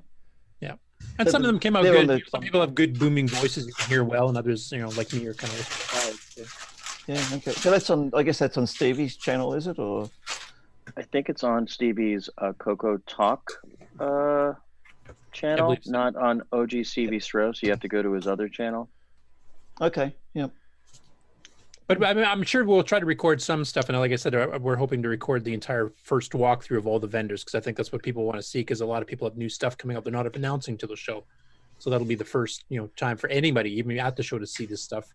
And then that'll be hopefully uploaded and ready for you guys for CoCoTALK that afternoon, so you'll have some new stuff to talk about. If I was in the States and I was coming along, I'd put my hand up to do sound for it, because that's my. That's. And that would be the last year you do it too. Because, this is so much work. I'm not getting paid. I'm not having time to enjoy the show. I would take turns with him. Yeah. I'll back him up. Yeah, if you get a couple people to do it, that might be a better thing, because you do miss a lot of the show if you're busy, even just as a vendor. I mean, if you're sitting behind your booth the entire time, you don't get to talk to any of the other vendors. You don't get to see what they're doing. Like I know after the first year, I went and saw some stuff after the fact that Jim Brain had been doing, and I had no idea he was doing any of that stuff, because I hadn't had a chance to actually go see his booth. Yeah. Okay. Let alone test the cookies. Yeah, no, I still haven't tested the cookies, to be honest. I have already pre-ordered my cookies. There's That's someone why I there to brought all those delete your Kit Kats. someone's there to delete your cookies. Is someone bringing Canadian Kit Kats this year? I've been getting a lot of people requesting that, so if you're going to be added to the list, you should just let me know. Okay. Hopefully it won't be real warm and they won't be a big glued together block. Well, they're supposed to be getting snow at Heron Point this weekend or something, I think. They're getting snow right now. 6 to 8 inches. According to Tim Franklin. Well, hopefully, I got snow here. Hopefully, you don't bring enough Kit Kats. You have to declare it. Folks that are going to the show this year, bring extra Diet Dr. Pepper. We remember what happened to poor David Ladd. David Ladd's Diet Pepper. That should just be part of one of the programs, the presentation of the Diet Dr. Pepper to Mr. David Ladd. Bring a bottle as the entry fee. Yes, I can just things first. Just have a constant flow of Diet Dr. Pepper. Just here's some more. Just people keep bringing to him the whole time. Is David able to go this year? Yes, he should. I think on it at this point. Yeah, it's planning. Yeah, it's tentative. Yes. And the other thing, I couldn't fit in my suitcase, but could somebody please bring the bald head brushing stuff? We need to polish that thing. It wasn't shiny enough last year. Yeah, either that or just a can of turtle wax and a rag. And a buffer. Yep. And then after buffing him, then you can go out there and buff the bird. Heron. Buff the heron. Yeah. I don't think you get quite as good as a sheen off of the heron as you will off. Bit of a bird bath. This is a bird buff. After all the people touching the thing, I didn't want to touch it. Touch the heron, sanitize your hands. Yeah. Where has the heron been? That's what we should do. We should get one of those hand dispenser, the alcohol dispenser things. They're right next to the heron. Please sanitize yourself before touching the heron and after. And after, yeah. Yeah.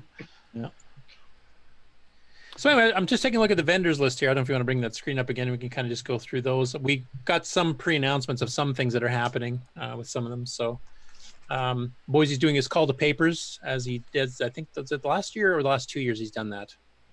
Like I know Brendan submitted some of the CoCoVJ stuff as one of the papers. I think last year was the first year. Was it the first? Okay. I think it was. So I think Brendan might actually be doing an update based on some of the new stuff he's done on the CoCoVJ, which we'll be showing off at the show as well, like his editor and stuff that we showed on the show last week and the week before. Boys in Tech, obviously we'll be selling the Boomerang 2 meg upgrades. I don't know if he's got any surprises up sleeve and he had to leave, so we still don't know. Brian Schubring, you'll be playing all your music and the anthems for the opening for the show on each of the days. Do you have anything special that you're going to be showing this year? Nope, not really. Just trying to get everything stable. I just still need to get DriveWire to work on OS 9 now. I think it might be a driver or possibly a clash with a couple of the modules that because I got it from Al Huffman version for that. Have you tried it with just basic RS-DOS and like the Coco SDC? See if it'll work. Yeah, that works fine. I can do it that way. It's when I boot up OS 9, I know I can connect with this version of OS 9. Okay, yeah, so it's a DriveWire issue, not a hardware issue. Well, we might have some people with some Nitrous 9 experience there that might be able to help you out a little bit with that. Yeah, I'll be talking to you, buddy. There might be a few. Yeah. Then we have Cloud9, which obviously announced that the Triad Plus and Protector Plus are going to be there, as well as all the cables and stuff. So, but he has also teased that there's going to be more announcements that he's not pre-announcing until the show of some other hardware. I don't know if that means pre-announcements of stuff that he's working on. He's going to show like demo versions of it, or if he's actually got actual products coming out. But it'll be interesting to see what he brings out there. What's the mini Spectro? Well, the Spectro's been out before. He just hadn't made it in a while, so hopefully we'll have some new versions of that. And the mini flash he sold before too. Those are just like reruns of old products. But he's hinted that he's got some new stuff coming too. That's not. He showed off a prototype of a keyboard, didn't he? Last year, yep. Yeah, so maybe you'll have that for sale. That'd be nice. Yep. Could be. Could be something super too. Sorry, what was that? It could be something super too. The next one on there is the Coco Brothers, which is Tim and Paul Thayer. Now, is Paul still on the call, or did he have to head out too? Well, it looks like he left. Oh, darn. Because I know he's kind of helping sponsor with Simon there. So obviously Simon's demo that he's been working on the last while will be shown in full at the fest for the first time. Hopefully he gets it finished by then. But I don't know if like Paul's been working on several different games, so I don't know if he's going to have anything to show off there, like a further demo of something, or might even have something ready. But he's got a few coals in the fire there, so it'll be interesting to see. Then what Simon's done so far on the demo is actually looking pretty good. He sent me a copy of it. Yeah. Well, from the sounds of it, maybe he was being coy earlier, but it sounded like he sent you and Ron DeVoe and maybe one or two others pieces of the demo, but nobody's got the entire thing. Is that correct? He sent an early version which had a bug in it, and then he sent me another one. Probably last one I got would have been 3 days ago or something. 75% complete. Okay. And I've tested that one, I think. Yeah, I think that's the one I've got. But probably the one we've probably got the same one, Ron. Yeah, the very latest. I know he offered to send me a copy of it too, and I said no. I'm trying to get the OU out, so I don't really have time to fiddle with it. So I declined because it was just pointless sending it to me because I would probably get it to run at once, and that'd be it. Next up is Coco Man. I don't know who that is, but he's selling some cable stuff, I guess. Some schmuck. Yeah. Yeah, nobody likes them, but I understand he tries to sell them. Well, this will be the CoCoFEST premiere of the Wallaby cable that was originally premiered at Tandy Assembly. But is this your annual truckload sale? Right. Okay, everybody all at once again? Is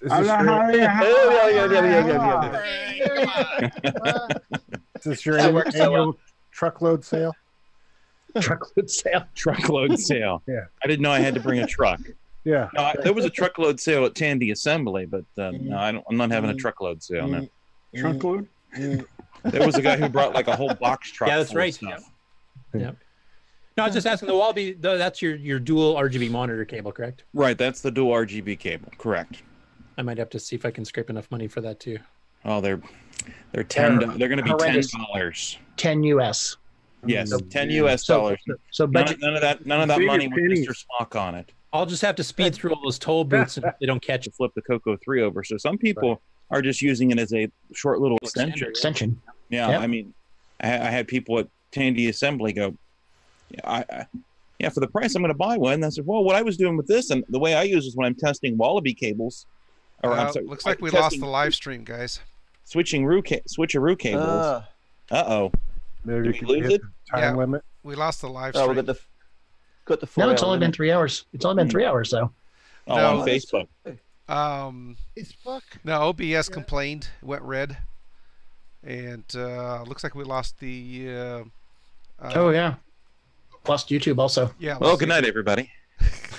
Are we making a local recording? What did the outro look like? So let me go ahead and stop. Can we let me stop the streaming and restart it. Well, I've still got it. Yeah.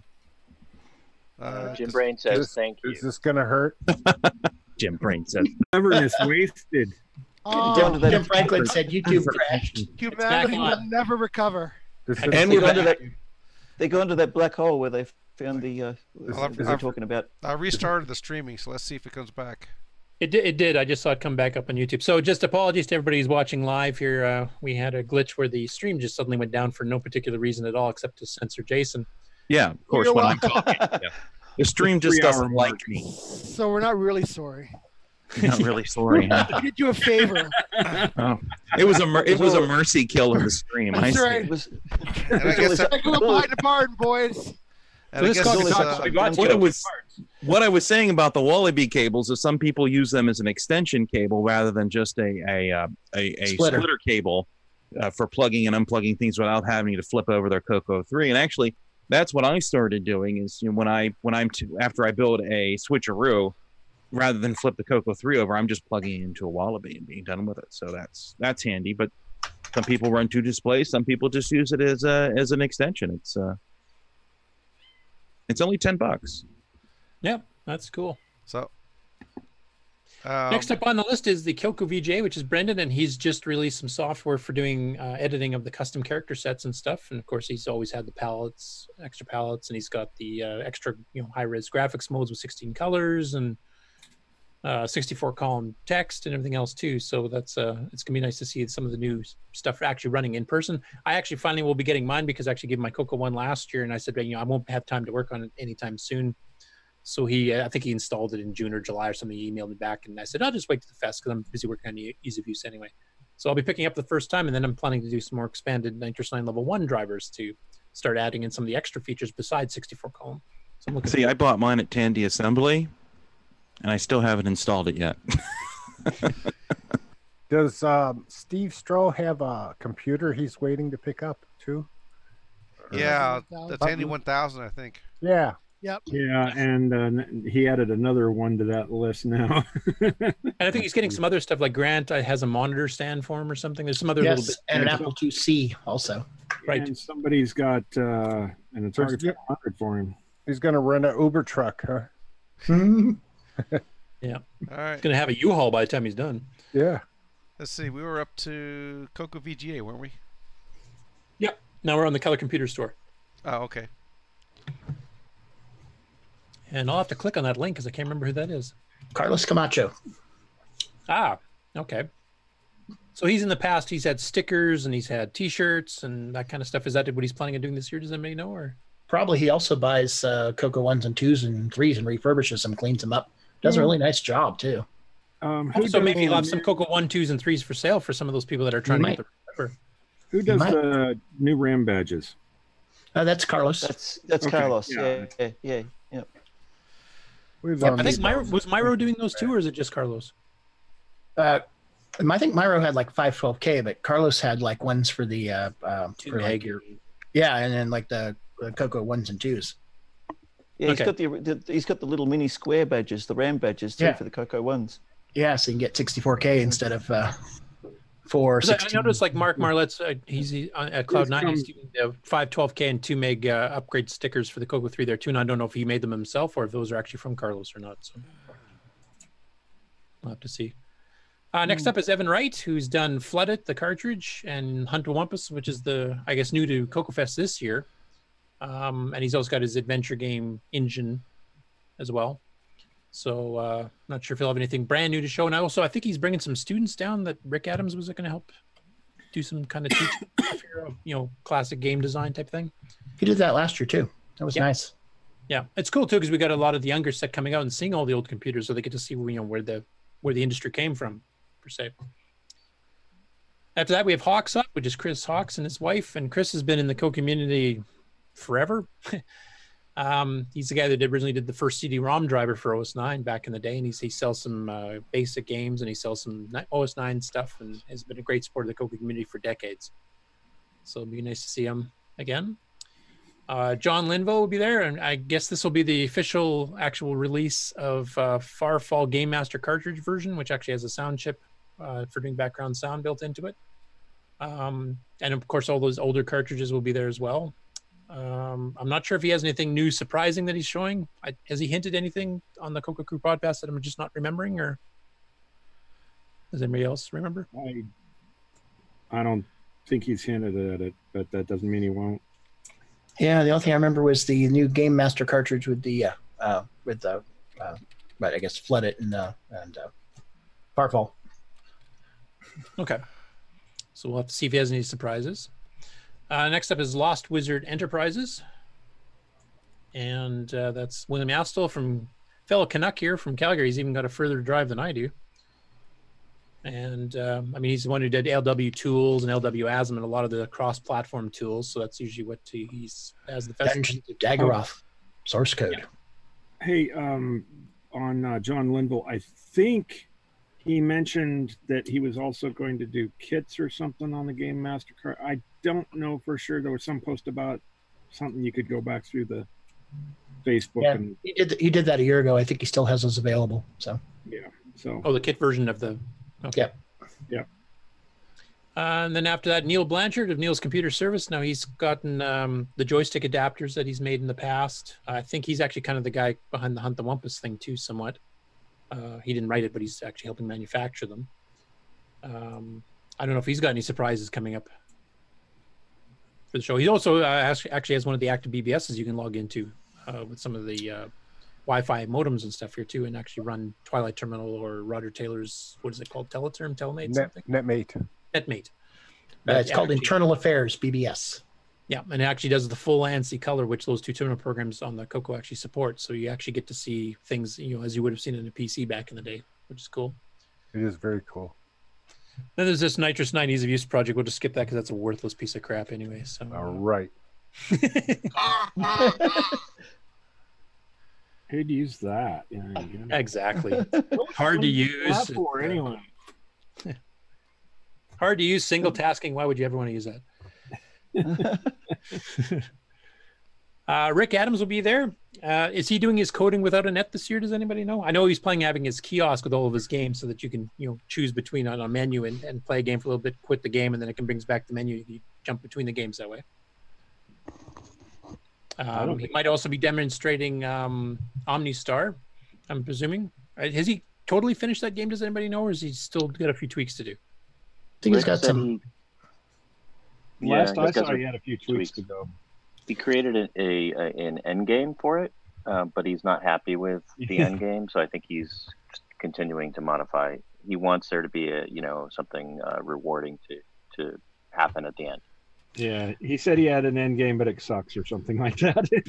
He also was dabbling with the concept of whenever time you use a utility that it costs you some percentage points.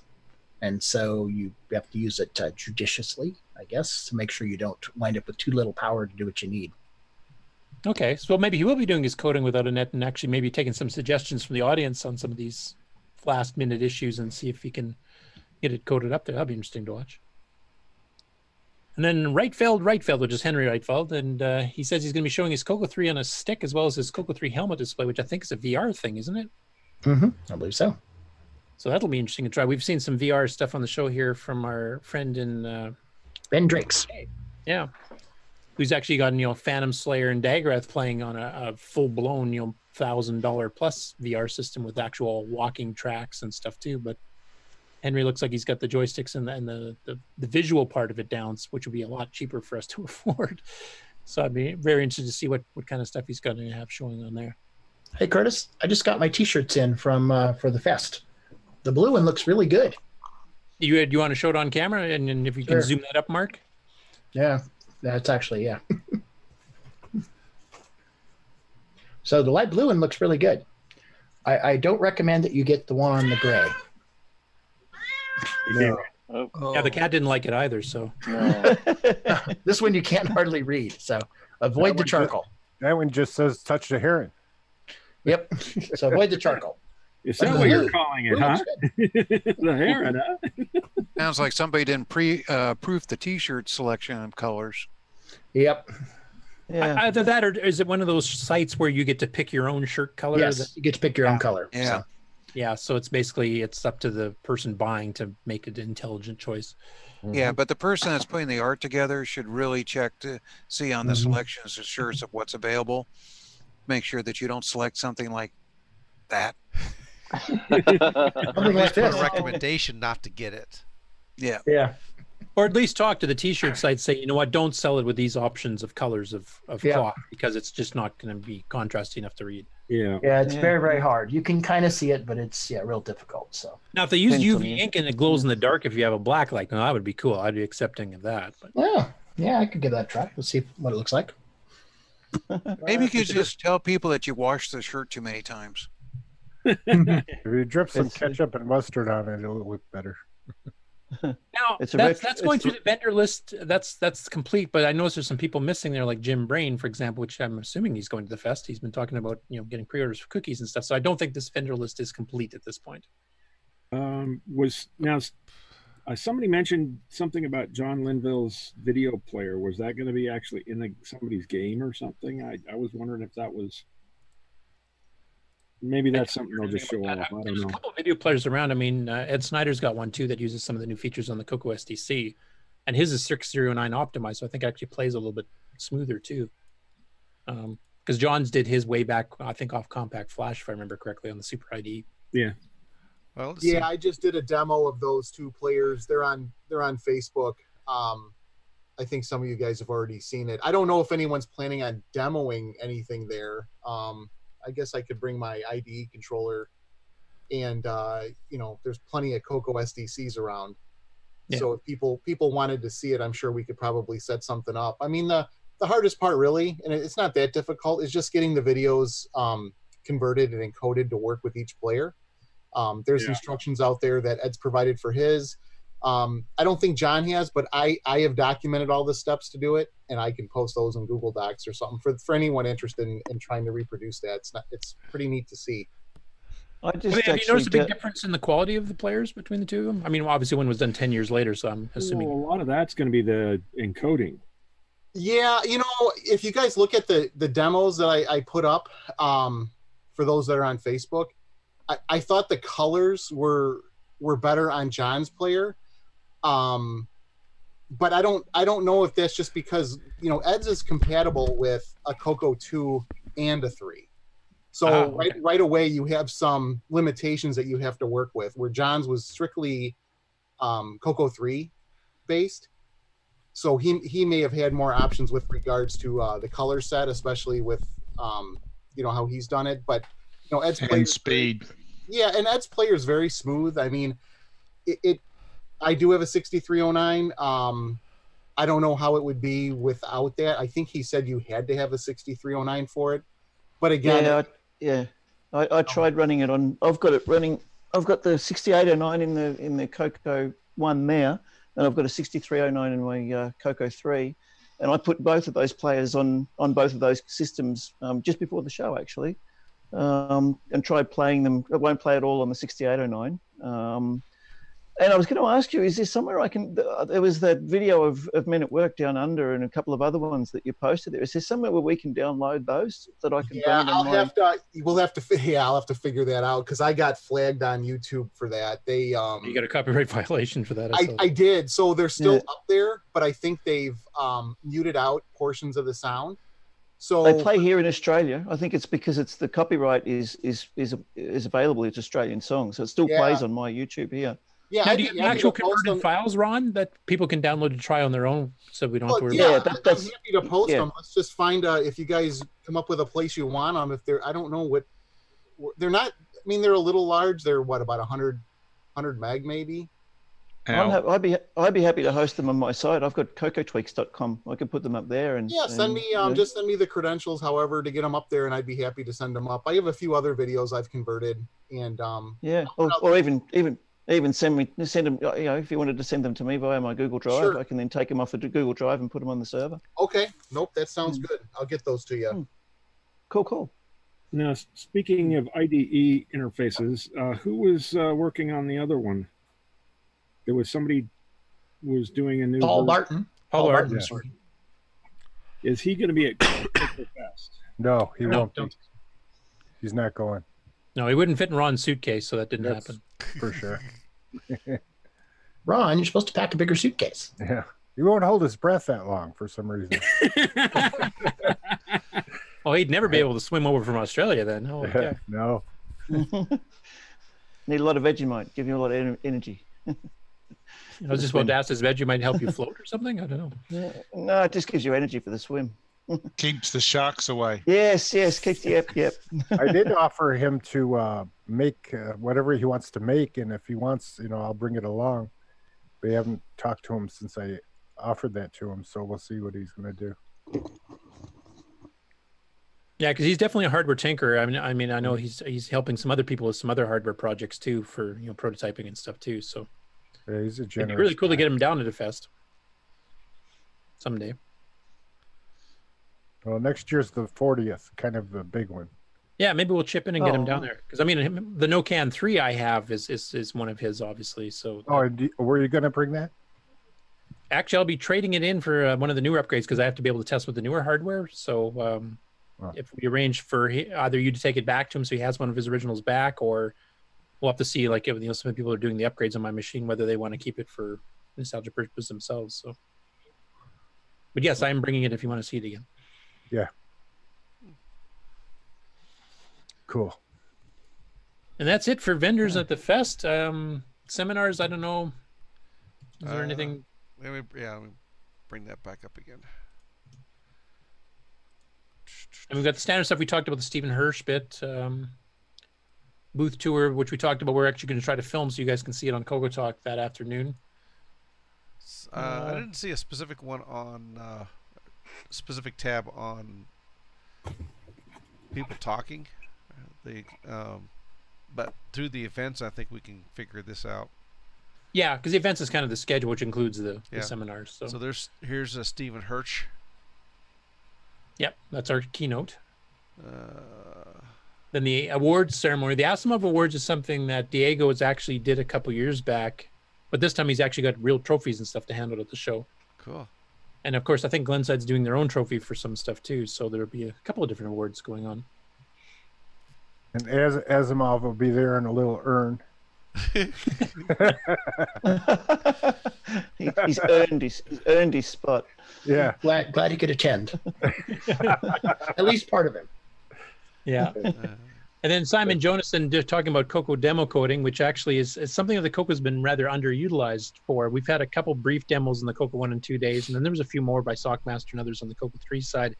But the Coco never really got that much of a demo scene compared to some of the other machines like the Commodores and the Ataris. Yeah.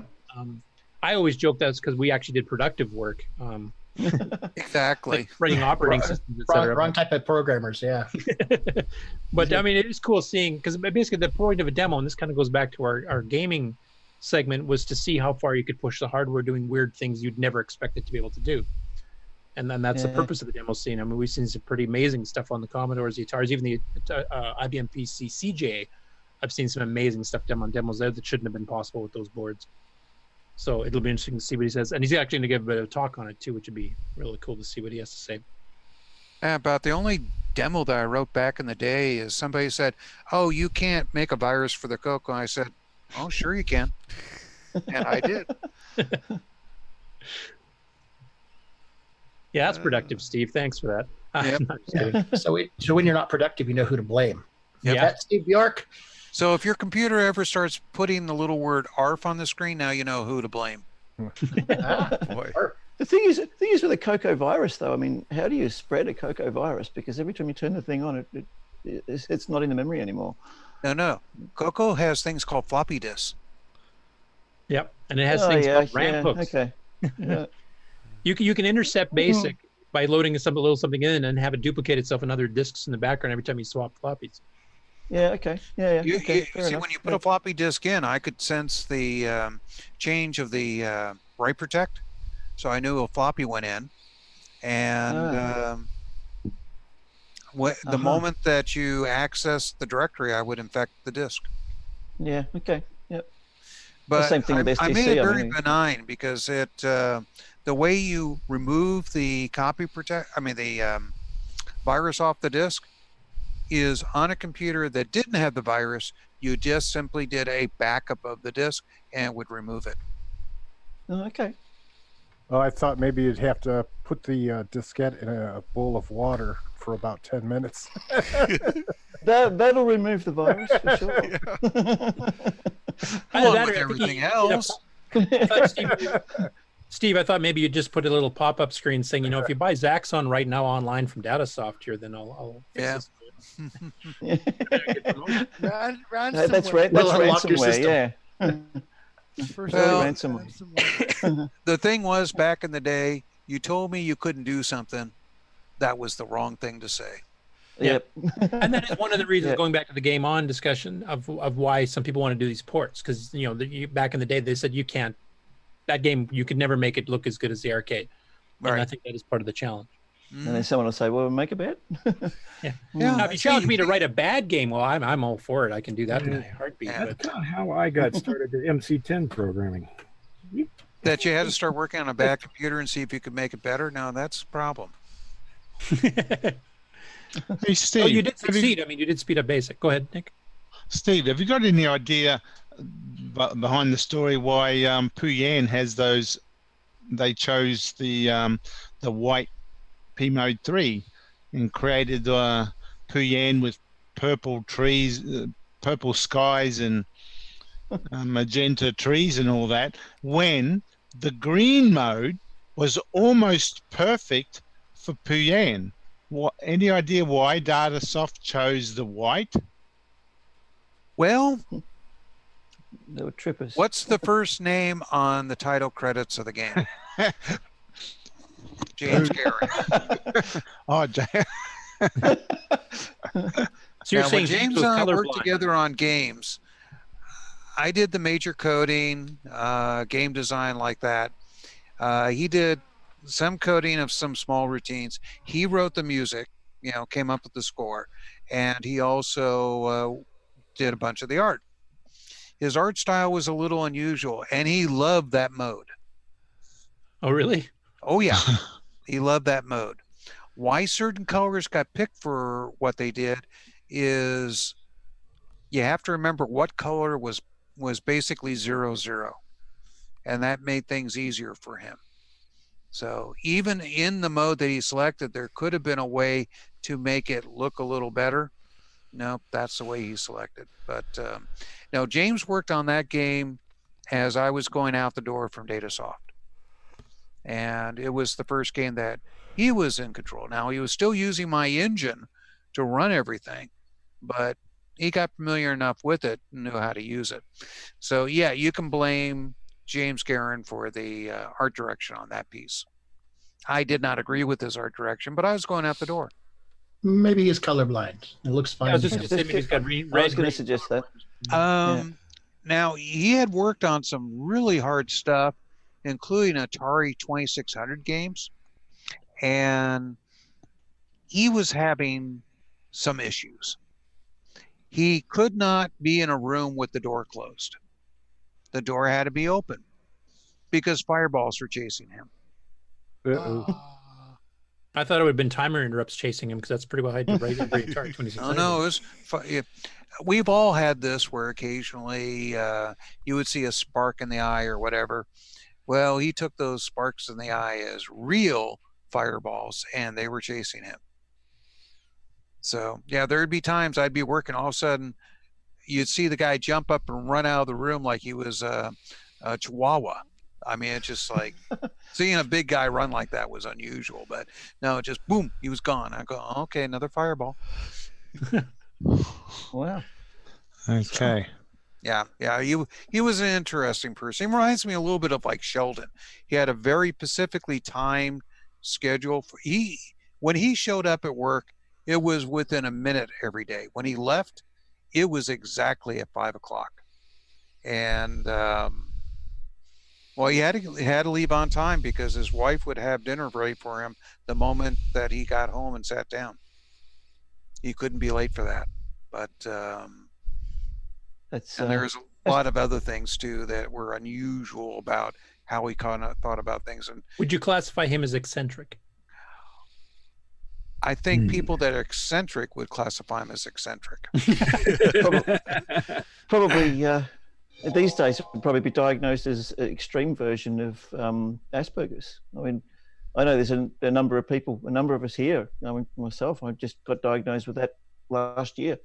And I know there's a lot of us. James Karen was a very smart person with a very high IQ that if you think about Sheldon on Big Bang Theory, you're kind of going in the direction of him. You never know what's going to pop out of his mouth as far as how he feels about something.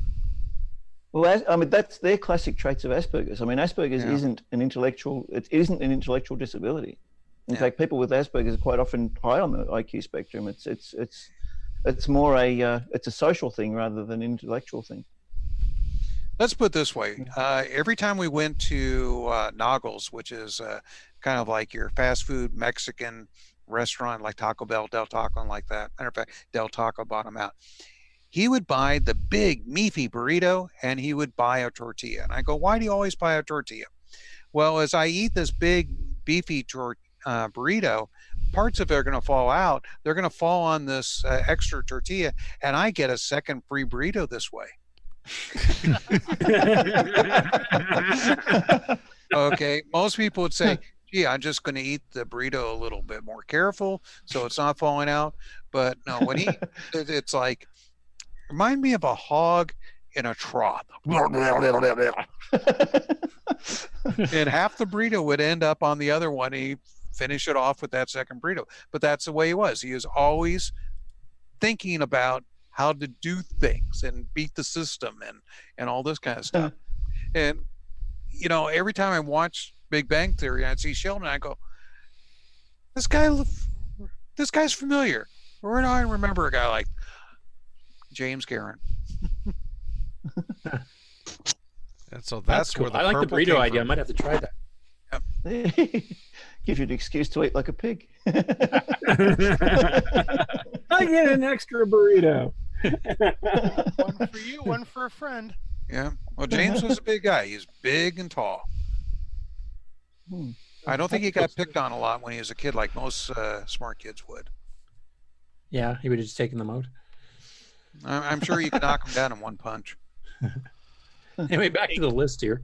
Yep. Sorry about that. It's okay. That was an entertaining story, so I can't fault you on that one. Yeah. The no minimum bid auction, of course, that's one of the highlights because you get to see people bidding against each other for specific things. I've seen Steve involve that. Alan's Huffman, and whenever he's there, he's involved with that as well. Yeah. Don't bid when Alan's bidding. Yeah, because then you're expecting to spend hundreds of dollars for like a tea cracker or something. The on-site dinner, that's been really good. They've had really good catered food. Nice, fairly cheap price, and it's basically an all-you-can-eat. It's, as long as we don't run out of stuff, but it's quite varied. There's even vegetarian dishes for those that are inclined that way. And it's a good time to just visit and chat with everybody, visit tables, and talk to everybody at once because nobody's manning booths, nobody's doing seminars, so everybody's free. Yeah, that's definitely a reason to go to that one. You can get a cheaper dinner elsewhere, but you can't get the conversation for that price. Yeah, exactly. Then we have the trivia contest.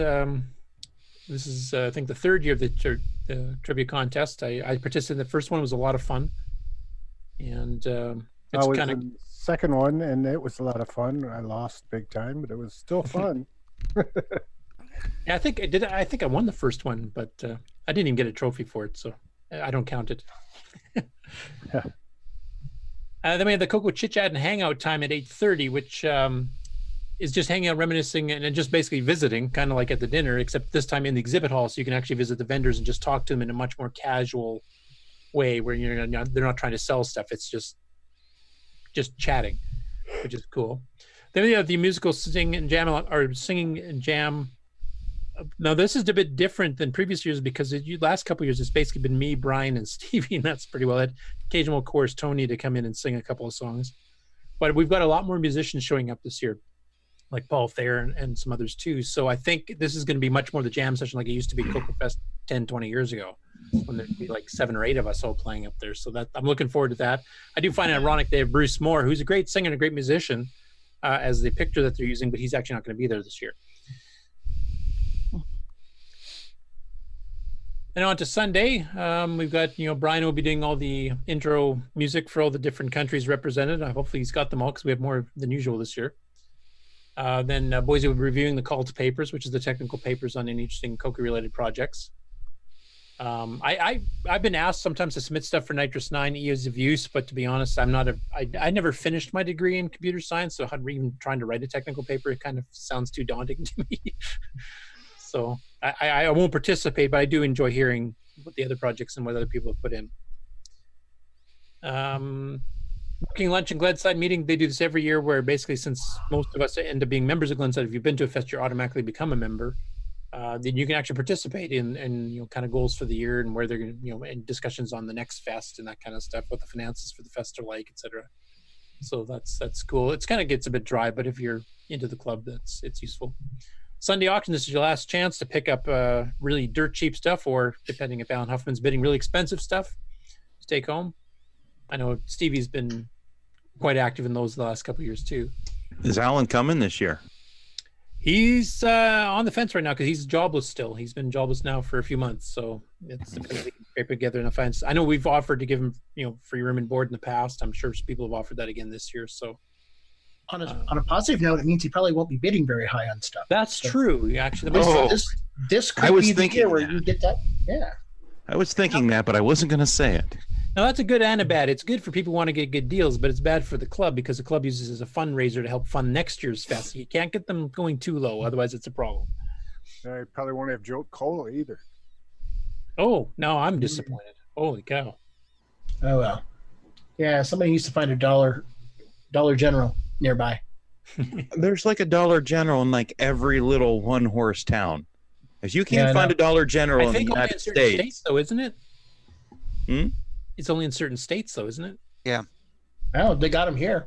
Every little town has one here, but they're closing their doors in some of them. It's a state of confusion. there's around here. They're sprouting up everywhere like weeds. Every little town's getting one. They're going to have a Radio Shack in each one. So, are you volunteering to bring the Joe Cola? Well, last time I checked, my local Dollar General didn't have it. I think you can check online and it'll tell you which ones carry it. You just have to stop in on the way in one of those little one-horse towns that actually has it. Of course, you can just cats for ransom until you get them. So, but you can just take regular Coke and drop a couple of caffeine tablets in. You got the same thing. Probably tastes better too. Yeah. No, that's what the JD's for.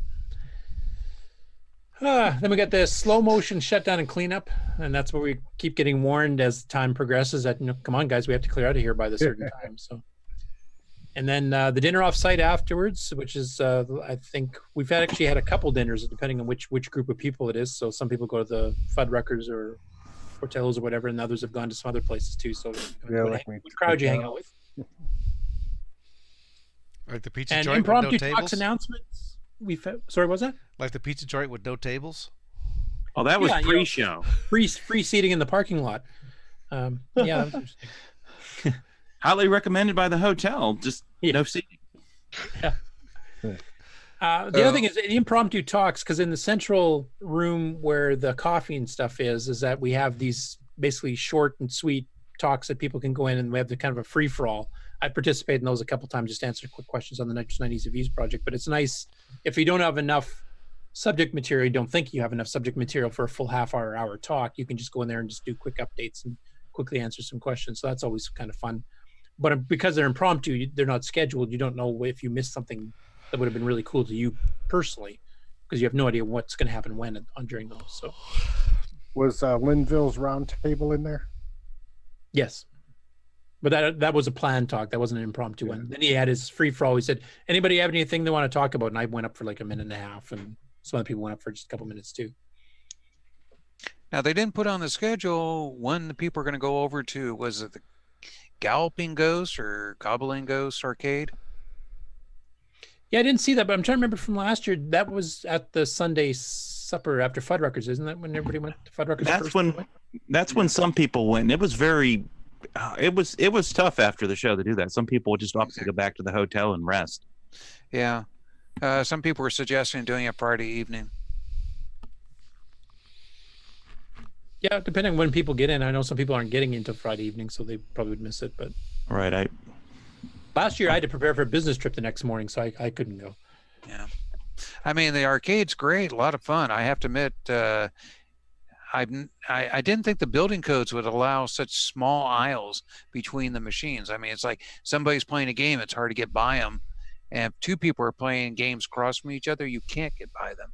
You know, I got to go down the other aisle. You're saying James Garon would have problems getting through there, or James Garon, I should say.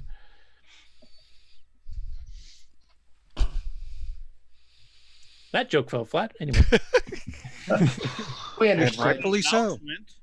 Hey, Jason. Joke? Yes. Find a Jolt near you at your Dollar General. Looks like Scio, Ohio, and Salineville. And someplace in West Virginia. Someplace in West Virginia. Yeah. Yep. Scio's not close. I don't know where West Virginia. West Virginia could be close, but it all depends on where in West Virginia. It's east of Frankfurt Springs. So. Oh, yeah. I think that's the problem. None of the local Dollar Generals have them. Nope. Yeah, there's nothing out here at all. Well, there might be one on your path as you drive. No, we'll see. Maybe we get the stork to deliver it. We got to pick up Diet Dr. Pepper. Yeah, that's the important one. Yeah. Yeah, just a constant Dr. Pepper. Just here's more Dr. Pepper. I mean, how much Dr. Pepper can that car handle? That may be the goal. And Diet Dr. Pepper. Don't forget that. Diet Dr. Pepper with caffeine. Yes, Diet Dr. Pepper. Anyway, that's a rundown of some of the stuff at the festival with the vendors, and we kind of went through the schedule for seminars and stuff too. So I'm really looking forward to it. I really didn't think I was going to be able to make it here until last minute. Some people chipped in to help me get there. So thanks to all of you. You know who you are.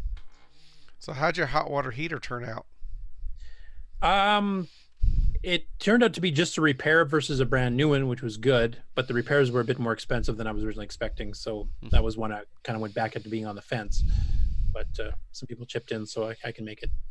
And it's just it's a hiccup for this year only. It was just due to the sale of my biggest customer that didn't get completed on time, so they lost the building they were supposed to go into. It's basically they've lost the first half year's worth of business, which is one that I'm pretty dependent on because it is my largest customer. So that everything's looking good. They actually I have a conference call with them and one of our big clients on Tuesday here for stuff coming up in the fall. So by fall I should be back to normal. Next spring should be back to normal. So this appears to be just a 6-month hiccup. Oh, cool. So your X10 plug-in power broke? Is that what happened on your water tank? No, there's no remote on that sucker. All right. What else we got? Have we beat this one to death? Yeah, that's outro. Nearly. I think it's getting close. I can't think of anything else to add here. So just there, I'm looking forward to the fest and I'm looking forward to meeting a lot of you guys down there at the fest. And for those that can't make it, we'll hopefully have some video material for you guys to show on the show on Saturday, so you guys can kind of get a little bit caught up with what we're all seeing. I've got something to add. Oh, go ahead, Brian. Yeah, this is from my wife. At the Brower House, right across the street, they're having midget jello wrestling Saturday night. Way to class up the show. Okay. Right. And this is related to cow. This sounds like it's prejudiced against dwarfs, so only midgets are allowed? I have no clue. I'm just telling you what she told me last night. I believe they like to be called little people. Yeah. What scares me the most, Brian, is the fact that your wife was looking that kind of stuff up. If you have no, she was actually told that by one of her co-workers yesterday, and says, "Oh, do you know this is going on over at the Brower House?" Says, "Oh no, I didn't know that." So she says, "Maybe she'll go tomorrow. Who knows? Or not tomorrow? Excuse me, next weekend." It's been a long week. Oh boy! Is it color computer green jello? Maybe. If a psychic medium escapes from prison, a psychic midget escapes from prison, you've got a small medium at large.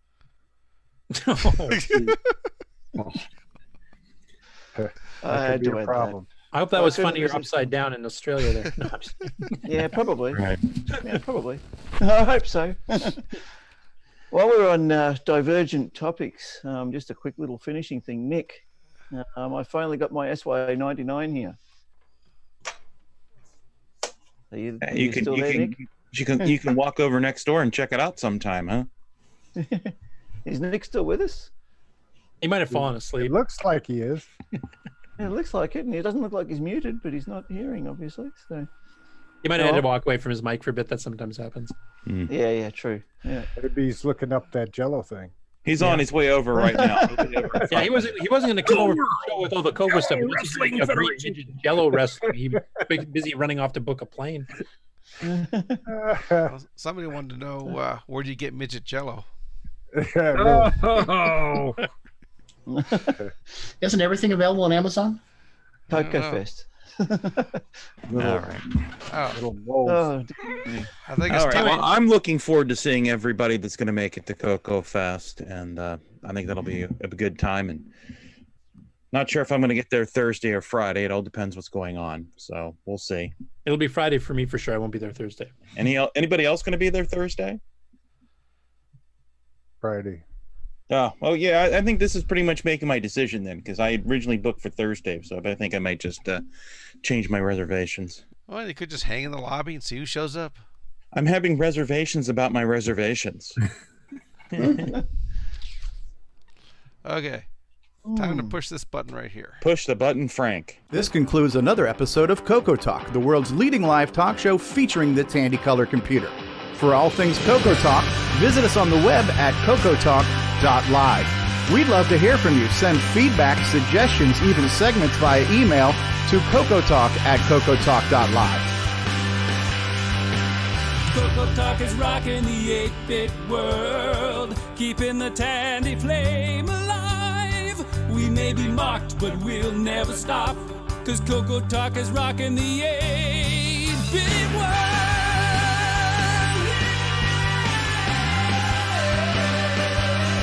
Consider supporting the show with the purchase of merchandise from our retro swag shop at 8bit256.com. If you'd like to become a patron of the show, click the Patreon link at CoCoTalk.live. CoCoTALK would not exist without the community and its cast and crew and contributors. CoCoTALK is rocking the 8-bit world, keeping the Tandy flame alive. We may be mocked, but we'll never stop, 'cause CoCoTALK is rocking the 8-bit world. Thanks go to Curtis Boyle, David Ladd, Mark Oberholzer, Grant Leedy, Bruce Moore, Nick Marentes, Ron Delvaux, Rick Adams, Jason Reichert, Richard Lorbieski, Jim Brain, Tom C., Rob Inman, Mark Bosley, Brian Joyce, Ken Reichert, David O'Connor, Brian Weasler, Terry Steggy, John Strong, and many more, especially Steve Bjork for his production suggestions.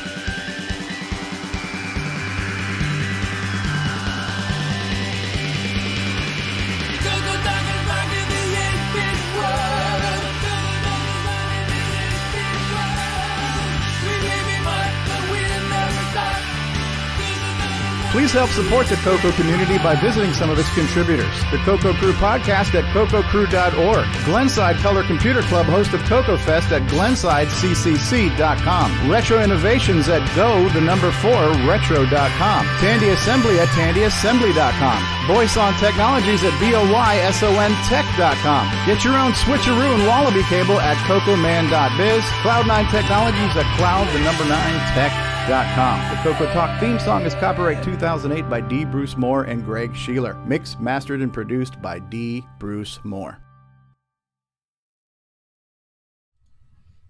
All right.